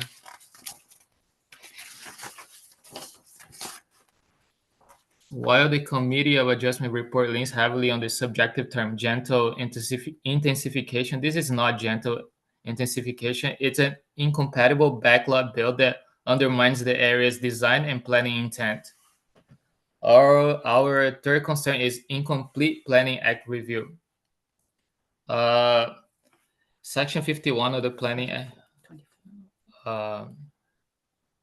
Section 24 of the Planning Act requires the committee to consider all criteria, including public safety, as accessibility, public interest, adequacy of school sites. The Committee of Adjustment report addresses only selected items like lot shape and zoning compliance while ignoring safety, accessibility, and school impacts. These are not optional considerations. They are legal obligations under provincial law. The next concern is the procedural concern, driveway access decision predetermined. In June 2025, Aurora Council passed bylaw 6715-25 to lift the 0.3 meter reserve and grant driveway access from Spruce Street before this hearing. This was passed at the applicant's request, and he effectively decided a major part of the application in advance. I requested the full bylaw text through routine disclosure, but the response could take up to 30 days. Without full access to and understanding of the bylaw's contents, neither I nor my neighbors can meaningfully evaluate how it interacts with today's application. Also, another point, for these reasons, child safety risk, incompatibility with neighborhood character, incomplete Planning Act review, and procedural concerns, I ask the committee to deny this application. At minimum, I ask that the decision be deferred until the full development plan is available. The school and daycare are notified and consulted. Residents can review bylaw 6715-25 in full, and the committee provides key documents for public review, including site inspection reports, traffic and safety studies, staff evaluation notes, and related bylaw or planning correspondence. These documents are essential to verify whether the application was properly studied, especially regarding child safety in this school zone. Aurora's planning decision should put children's safety first, and I believe this proposal does not. So that would be my point. Thank you. Can I just add one point, please? So I believe that Committee of Adjustment is under the Planning Act, and we believe this proposal fails to meet the requirement, the criteria of the Planning Act 5124, because it only meets some of them, not all the required. Thank you. All the criteria. Thank you. Thank you. Just before I go to the next person, Michael, can I just ask a huge favor? Can I just ask you to chair during that? I just have something that has just quickly come up. And then I'm just going to turn my camera off for a minute. So the next person that we have to do the deputation is Bonnie Kuhn. Sure. And yeah, so if you could just take over for the next couple minutes. I'm going to turn my camera off, and then as soon as I'm back. Okay, Madam Chair, thank you. Thank you. I'll do that. We have Bonnie and Andrew Stockman. May I please ask you to give your full names and address? Yes. Sorry, before I begin, can I just point out that like Patricia, who was speaking a few people back, she's the owner of 102 Spruce Street. And as we all heard, she's strongly opposed to this lot severance, but yet on the owner's delegates presentation, it was falsely presented as that she is for this lot severance. So I feel like that's falsely advertising the who's actually approving this proposal. Okay, well, Okay, let's take note of that. That's, yeah, with that speaking, I'll let my husband start, then I'll start. yeah, please try to keep it to 5 minutes. Yes, we will. Absolutely. We timed it. We should be good. Thank you to the committee for allowing us to speak. My name is Andrew Stockman, and I reside at 104A Spruce Street. Safety is our #1 concern regarding the introduction of a driveway through the sidewalk corridor along Spruce Street. The introduction of a driveway through this corridor that the town made more accessible by widening the sidewalk creates a hazard that reminds me of a horrible situation that occurred in Richmond Hill back in 2019. The multi-use pathway down Bayview Avenue, which was created to keep cyclists and pedestrians safe from traffic, at the time had a construction entrance which crossed through the pathway. An adult cyclist was riding along the pathway during the day, and even though the cyclist, who was an adult and was aware of the hazards, the construction worker driving the triaxle may not have been used to people using this pathway, and the driver of the dump truck struck and tragically killed the cyclist.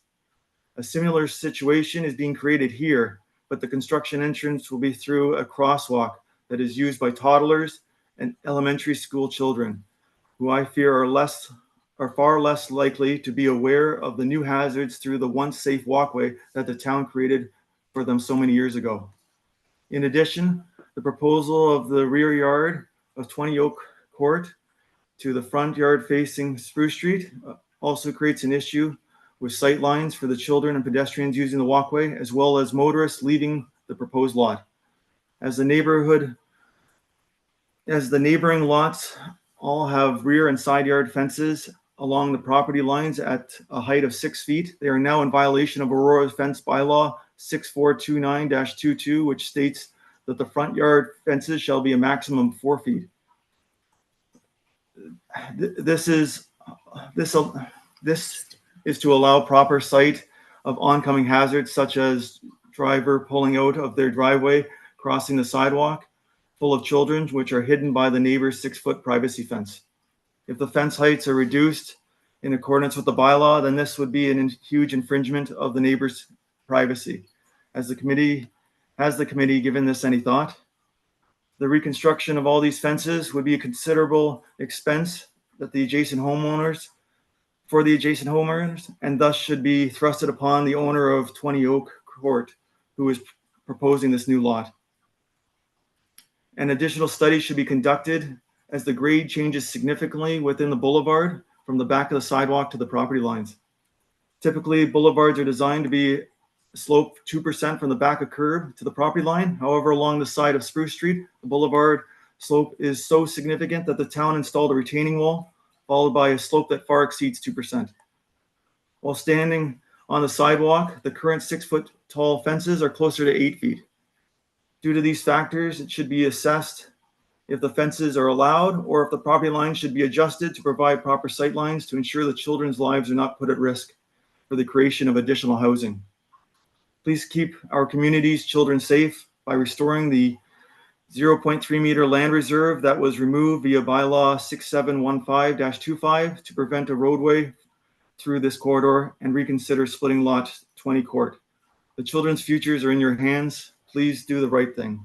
Now my wife will say a few words. Thank you. I'll be very quick. So hello, my name is Bonnie Poon, and I also reside at 104 East Spruce Street. So for this, what my husband was saying, I also strongly oppose to the severance of 20 Oak Court. The new driveway onto Spruce Street poses serious safety risk. The sidewalk is a major route for children walking into Lester B. Pearson Public School as well as the Child Care Center, and was widened from 1.5 meter to 2 meter back in 2012 to address such pedestrian needs. By adding a driveway here, it would create a new hazard for young children who aren't used to vehicles crossing and is absolutely contrary to the town's original intent for the sidewalk. Construction of the site would bring heavy equipment and trucks into this busy school corridor, increasing the risk of accidents.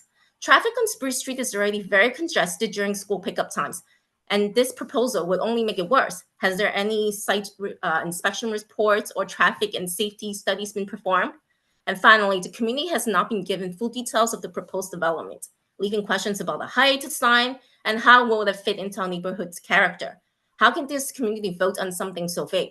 And with all these in mind, and being safety of our children being the biggest concern, I ask members of the Committee of Adjustment to reconsider its approval for splitting the 20 Olden Court into 2 lots. Thank you. Thank you, Michael, for taking the chair during my absence. And thank you very much. So the next person that I have on the list is Lily McWilliams. And to the secretary, I don't see the name here. I'm not sure if they maybe have decided not to join.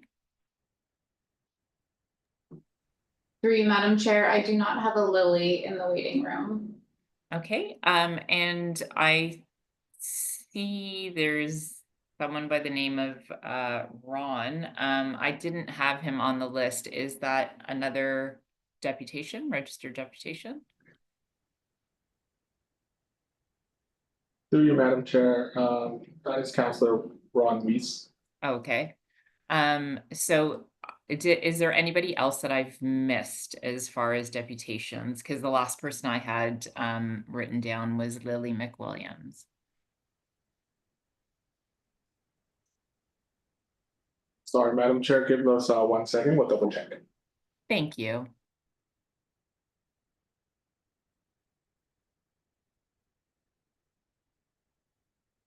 And if you can also just confirm, I don't see her here, but I'm assuming Erica Holmes never also joined. That was the first person that I had asked. Through you, Madam Chair, Erica has not joined us. And we do have one more delegate, which is Heather Roy. Okay, so Heather, if you could please turn your camera on. If you could also please. I don't know how to turn the camera on. Oh, okay.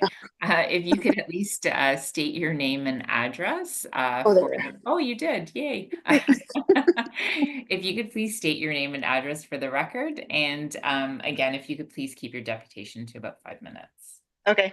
My name's Heather Roy, and I actually live at 24 Oak Court. So I'm 2 doors down. And I'm actually in support of the severance. I also have 2 children that went to Lester B. I understand the safety concerns that everybody's been mentioning. My question with that is everyone that's walking along Spruce also has to walk along Odin to get to Lester B, in which case they are walking along a street with driveways. So I also one woman said she lived at 120 Odin, which is actually north of Spruce. 120 Spruce, which is actually north of Odin, which means she actually wouldn't walk along this section with her kids. I don't have much to say. All that I know is that the lots on Oak Court are large. They're 12,000 to 15,000 square feet. The average lot size in Aurora is 5,000 square feet. They are larger than average lots. Oh,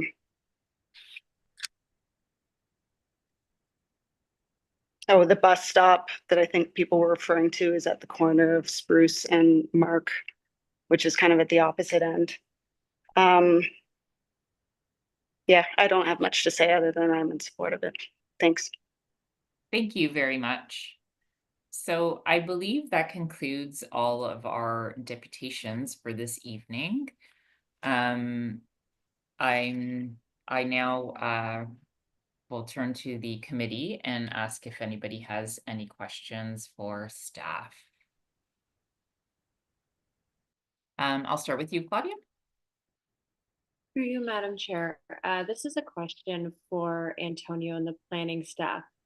Could you just confirm within the zoning of this Oak Court residence, you are allowed up to 3 units, separate units on this one property, and that would include an additional accessory building. If the owners of the property did exercise that right, they would not have to go through the committee to build an additional unit in their backyard. Is that correct? Through you, Madam Chair, that is correct. So as of right, the owner would be permitted 3 units. In many which ways that could look like, whether it's an accessory apartment as a second unit in the basement, and then a detached structure in the rear. As long as the detached structure meets the zoning provisions outlined for that specific zone, there wouldn't be any need for a minor variance application. Okay, and through you, Madam Chair, just to continue with that, so if they decided to add an additional structure without going through the committee, which they're allowed to do currently, would they need special permissions to cut out a driveway on to Spruce Street, or would that be included in such an allowance? Through you, Madam Chair, as long as the current driveway could accommodate the associated parking spots with the total amount of units, then one driveway would be sufficient. There wouldn't need to be another driveway at the rear of Spruce. 3 units can be accommodated via one driveway as long as there's adequate parking on site.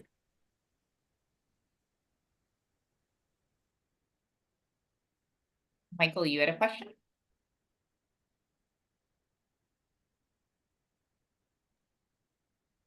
Yes, through you, Madam Chair. I visited the property. I also read the staff report, and I'm looking at this application as a whole, how it's going to impact the entire neighborhood.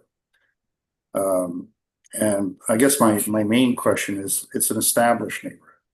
The M plan for the properties fronting Oak Court was established a long time ago. And I guess when you look at the plan comments, or it says matters of provincial interest, one of them is conformity with the official plan, which I think it does conform with as to the staff report. But does it conform to adjacent plans of subdivision? So we're looking at this plan here is plan M1457 lot 27, and all the other lots on Oak Court are other lots as to that M plan. If we look at the overall concept of the way that M plan was instituted at the time, it took into account not allowing driveways onto Spruce Street.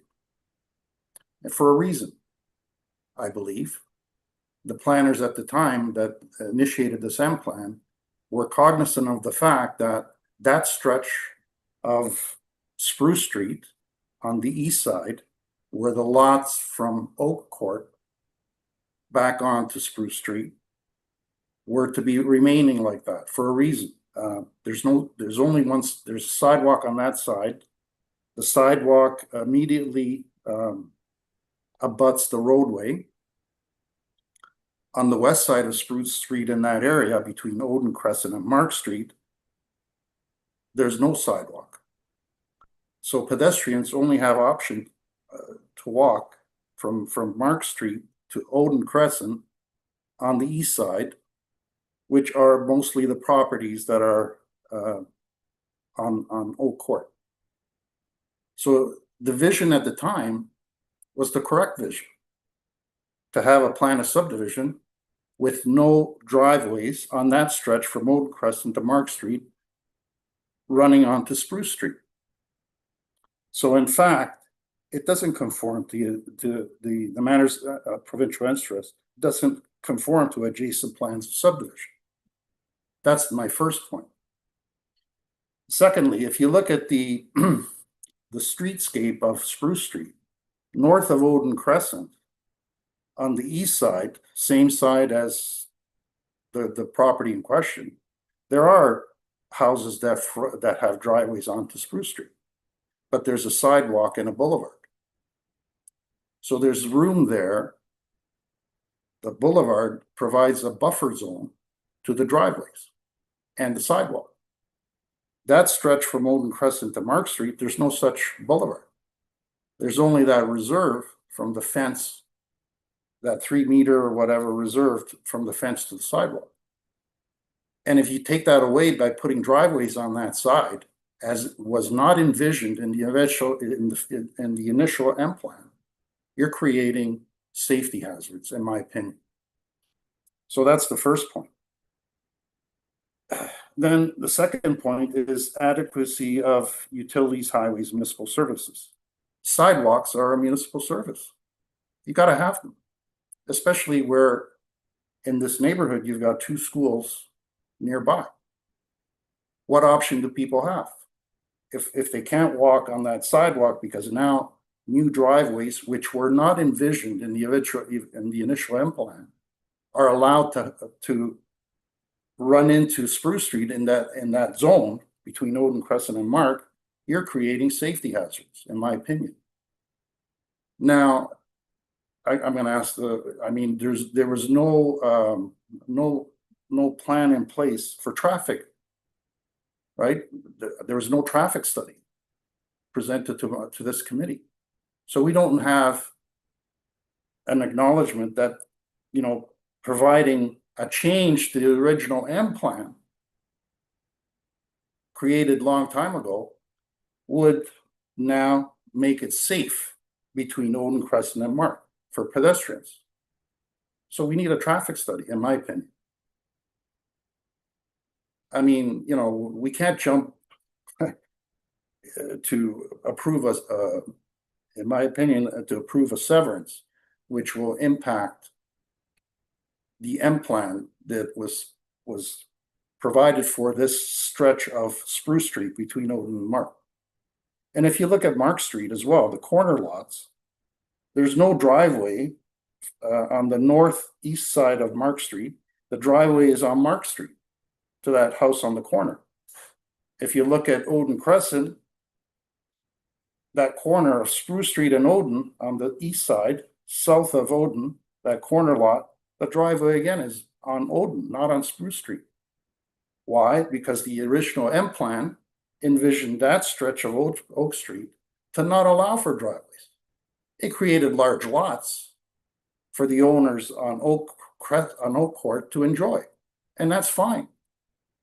It did not envision in the future that driveways would then be allowed through a severance of those lots. So that's my view of things. I mean, I'm looking at as a member of the committee, I'm being asked to approve a severance that, in my opinion, does not conform to the requirements under Section 5124. I don't know if other committee members have their view of things, but I'd like to hear from them. Thank you.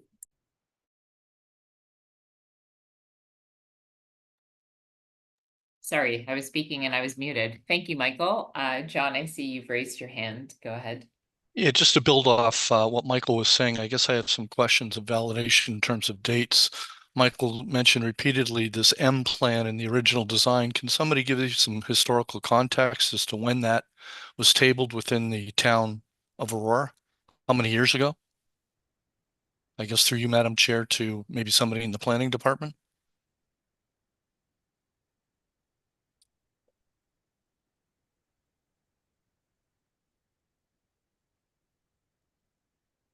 Through you, Madam Chair, I'll need a minute to pull up the original M plan. The M plan that was submitted, or the draft M plan, was dated May 21st, 2025, but that pertains to the lots. I'm sorry, Antonio, could you please repeat that? I'll need a few minutes to pull up the original M plan. The M plan that Okay. was submitted was, yeah. The historical one that Michael referenced from years ago in terms of the vision of the neighborhood. A follow-up question to that is, how old is Lester B. Pearson School? When was that built? I believe it's a newer school.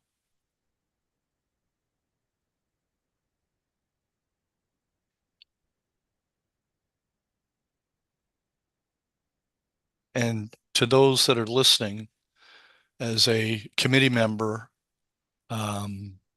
a father of 2 children, I support safety at the highest regards. And I don't think anybody on this committee would say anything but to any of the committee members. We value safety as a priority in all things that we do as parents, family members, and people of the community. So, but I'm curious about the context of dates.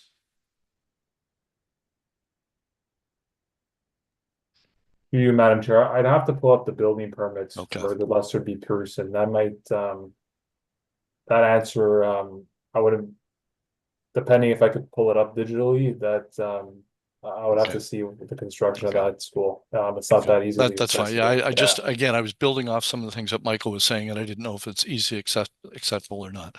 That's my primary question right now. I may come back with another. Thank you. Thank you, John. Are there any other questions from the members of our committee?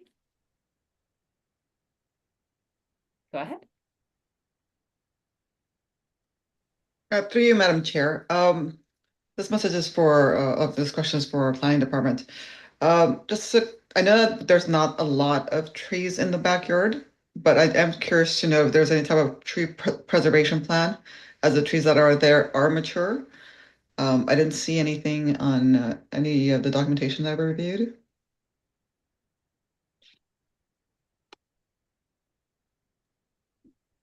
So I guess through you, Madam Chair, we do have a tree protection bylaw. So the tree protection bylaw would require the applicant to either provide a one-to-one replanting or provide via compensation. Either one would be acceptable for the Parks Department. It's dependent on the desire of the applicant if they would like to replant or provide compensation for the trees that are being removed. Okay, and that has not been established at this point, correct? No. Okay. Through you, Madam Chair, I do have another question for planning. I did see that there's a conceptual plan, but I haven't seen any type of renderings. As this is a stable neighborhood, I would like to see what type of renderings they have in mind aside from the conceptual. Because right now it's just looking like a big box, and I'm just curious to see if anything has been discussed in that regard.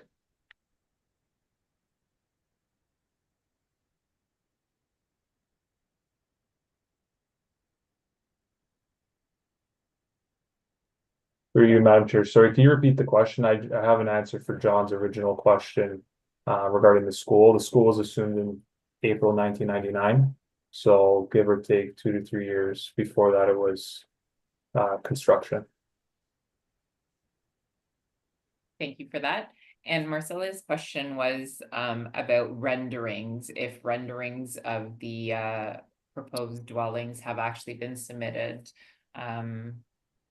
for the application. Yes, through your Madam Chair, no proposed elevations or renderings. They did provide a site plan that demonstrates the building footprint. for potential development on site, but no elevations or our final design details at this time. Thank you. Okay, another quick question, through you, Madam Chair. Actually, for the Madam Secretary, do we have a final total of residential support and opposition? I've seen everything from petitions to individual letters. Do we have a final tally as to those that support it and those that oppose it? I believe from the last email, I can respond as well. From the last email that was sent to me, there were 10 letters in opposition, 4 in support of the application. Now, I don't know if there's been any change since I had received that. But I think there are letters, but there's also a bunch of addresses and signatures on those. So that's what I'm kind of trying to see the full tally. If that's Yeah, it. so I do believe there was a petition circulated, but Petition yeah. and then there's signatures on various different letters. So I wasn't.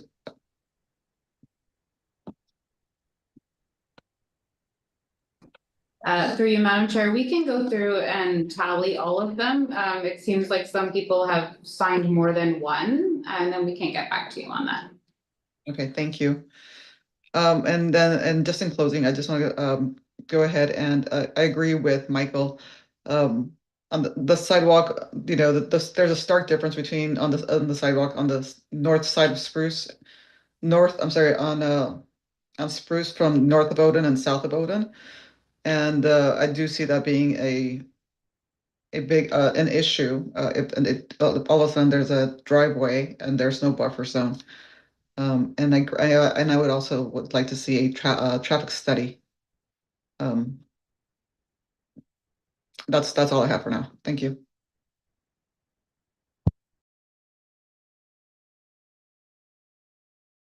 Thank you. And I believe, Claudia, you had a question?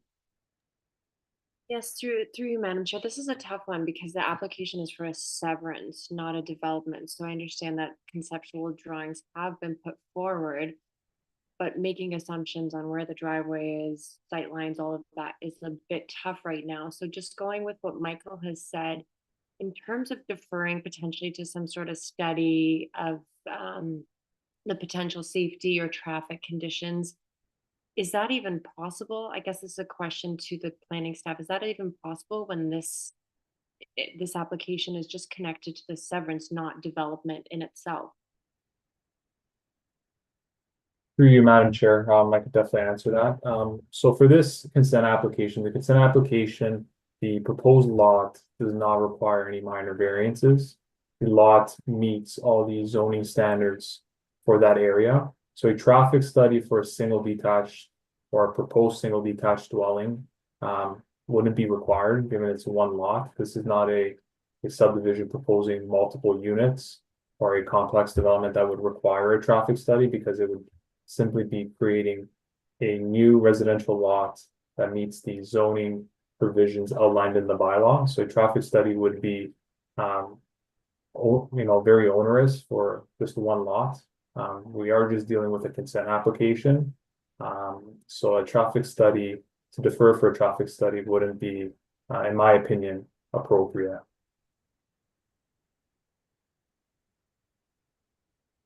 Thank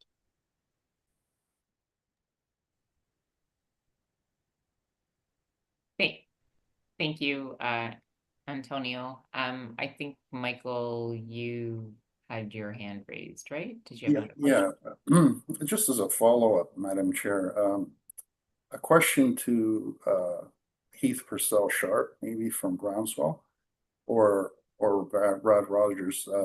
Would you be opposed to doing a traffic study on the impacts of a driveway, which wasn't envisioned in the original M plan, and the way the layout is? Would you be opposed to providing committee, if we defer the application, with a traffic study?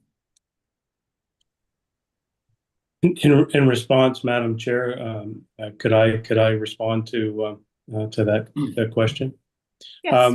We do agree with your professional planner and their opinion that one lot doesn't justify a traffic study. So yes, we would be opposed to that. Okay, thank you. Do we have any other questions from the committee members? Antonio? Through you, Madam Chair, just to go back to a question for Member Hartman. Based on my records, it was in the 80s. Don't have the specific date for the subdivision, but unless Mr. Patel Sharp has any clarification on the exact year, but I have the 80s based on as far back as I can go on my digital records. Thank you for that. And Mr. Patel Sharp, I see you have your hand raised. Was there something you wanted to tell the committee? Yes, through you, Madam Chair. I did want to maybe provide just some additional details and clarification on this proposed driveway and the context of the driveway in relation to this right-of-way, if you would allow. Sure. And maybe if it would be okay with the committee, I'd actually share just a visual from one of the slides that I presented earlier just to speak to. I think it will visually show what I'm about to explain a little bit better, if that would be all right.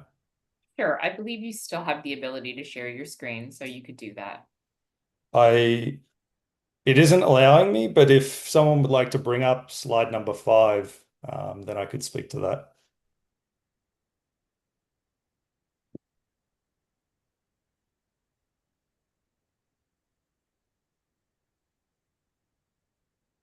I'm not sure who has the oh, okay.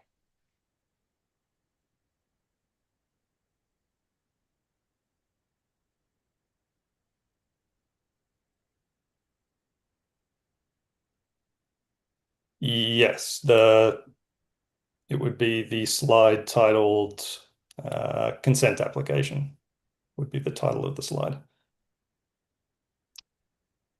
So I did just want to talk a little bit about that condition on Spruce Street, because along this section of Spruce, as committee members have mentioned, that sidewalk is located the furthest away from our lot frontage, which is a different condition than most of this residential neighborhood, where your sidewalk is actually closer to the front lot lines. And then you typically have a landscape buffer both on the west and the east side of that sidewalk. In our condition, we actually have quite a significant 3-meter landscape boulevard that buffers between that sidewalk and the front property line. And the benefit of this for a proposed driveway that's being created here is that a vehicle that's actually exiting the property has an additional 3-meter buffer before it enters into a sidewalk condition, whereby both pedestrians walking would see a vehicle before it enters into the sidewalk, but it also allows for additional area for a driver to be able to see who is coming and going, as opposed to the sidewalk being right up against the lot line and then having the landscape buffer on the west side there. So in addition to that, you'll notice, again, we are speaking to this conceptually because, as was noted before, this is a consent application that seeks to permit the division of the land. It doesn't permit any of the construction proposed. It needs to go through permits with the municipality. And here we're conceptually showing the driveway location there that's also set back about 2.4 meters to the north from that corner property line. And the purpose of showing that is, again, because of those rear yard fences to the south, setting the driveway back a little further to the north by 2.4 meters, again, before a vehicle exits the property line and even enters into that landscape buffer. That setback allows for a better sight line around that fence to the south. So in our opinion, the driveway as designed has taken into consideration both the safety of residents and children. As was noted before, this section of Spruce Street is different from the other sections of Spruce Street throughout the neighborhood, but it isn't uncommon. And I would say it's the standard condition throughout this neighborhood that the sidewalks are bisected by driveways, including between the section between the school and Spruce Street along Odin Court there. Children and parents and residents do need to cross driveways with sidewalks, even to reach this section of Spruce Street. That's all. Thanks, Madam Chair. Thank you. Antonio?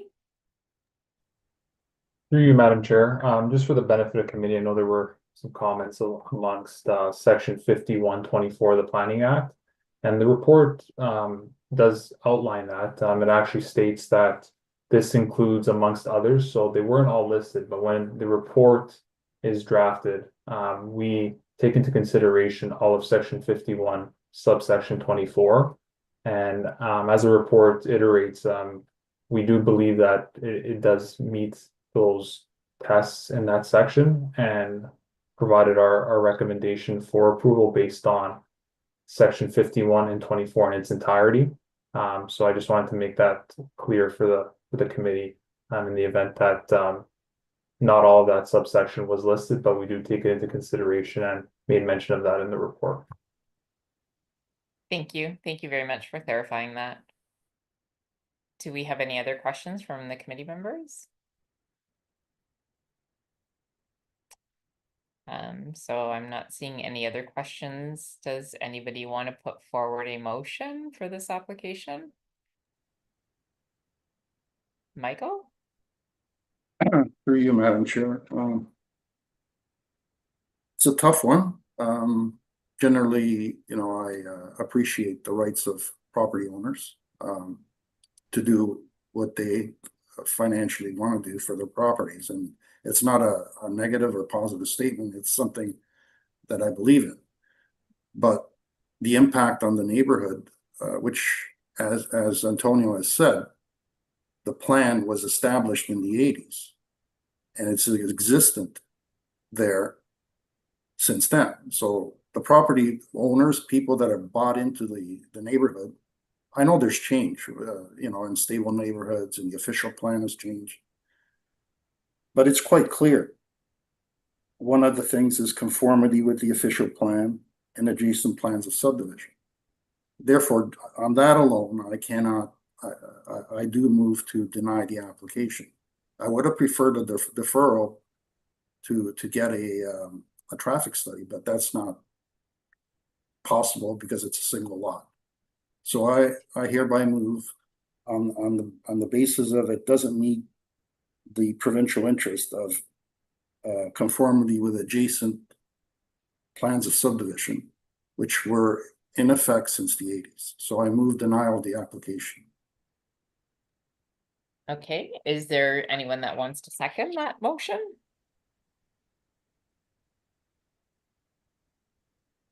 Yep, Maricela, go ahead. You want to second that? Okay, so in favor of that motion?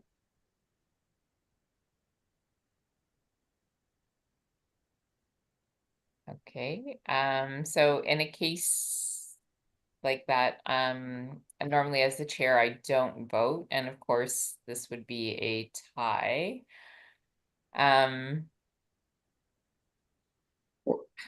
Through you, Madam Chair, we haven't heard from the other two members. Where are they? Well, I'll speak. I actually disagree with you, Michael. I believe that a plan that was divulged 45 years ago plus in terms of the M plan. I think the careful application and procedure that our town staff go through in evaluating all of these plans, given the final slides that were shared with us in terms of the safety zones around the proposed, and it's a proposed property. We're talking about the consent agenda on the severance. I have no idea at this stage what it might look like because nothing has been submitted at this stage. And we will have an opportunity potentially to take a look at those such things or through the planning. So I'm sorry, let me correct, through the planning department. So they will have an opportunity to. So I disagree with your summation, respectfully disagree, and I support this application going forward for all the reasons given by the staff report and some of the things that we've heard.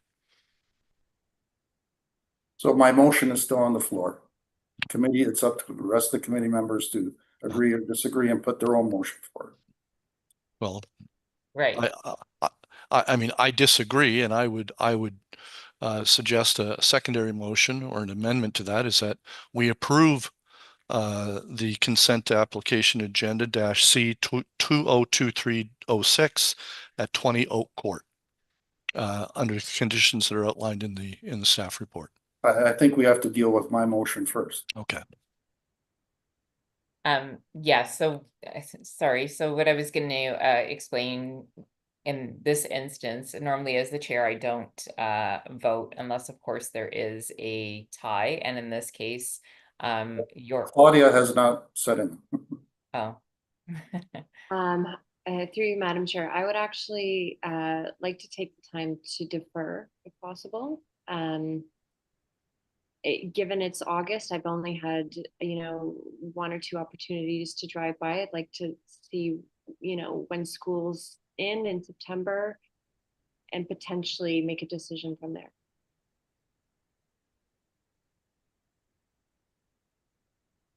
So you abstain? I guess so. Okay, it's up to you, Alita. Okay. I actually, I understand what you're saying, Michael, and I also do understand when it comes to existing communities. However, I do also agree with what John's saying is I also heavily rely on the professionals, which are the staff, and I support the staff's position, which is to that it does meet the criteria and that they are in approval of it. Sorry, Antonio, did you want to say something? Through you, Madam Chair, just want to, for the benefit committee, if there is a motion to defer, there needs to be a legitimate reason to defer. It can't just be to defer, to see what the conditions are like next month. It would have to be a valid reason, whether that's through a study or there needs to be a significant change. There needs to be a valid reason. Right.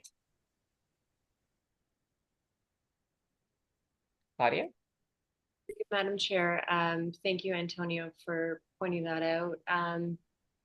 In this case, I would move to approve based on similar thoughts that, the staff at the town have worked hard to evaluate the situation, and I trust their judgment on this.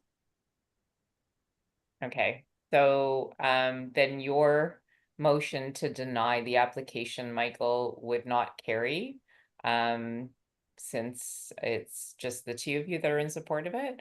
So as the chair, I'm not going to put the motion forward, but I know, John, you were willing to put the motion, a different motion forward to approve the application.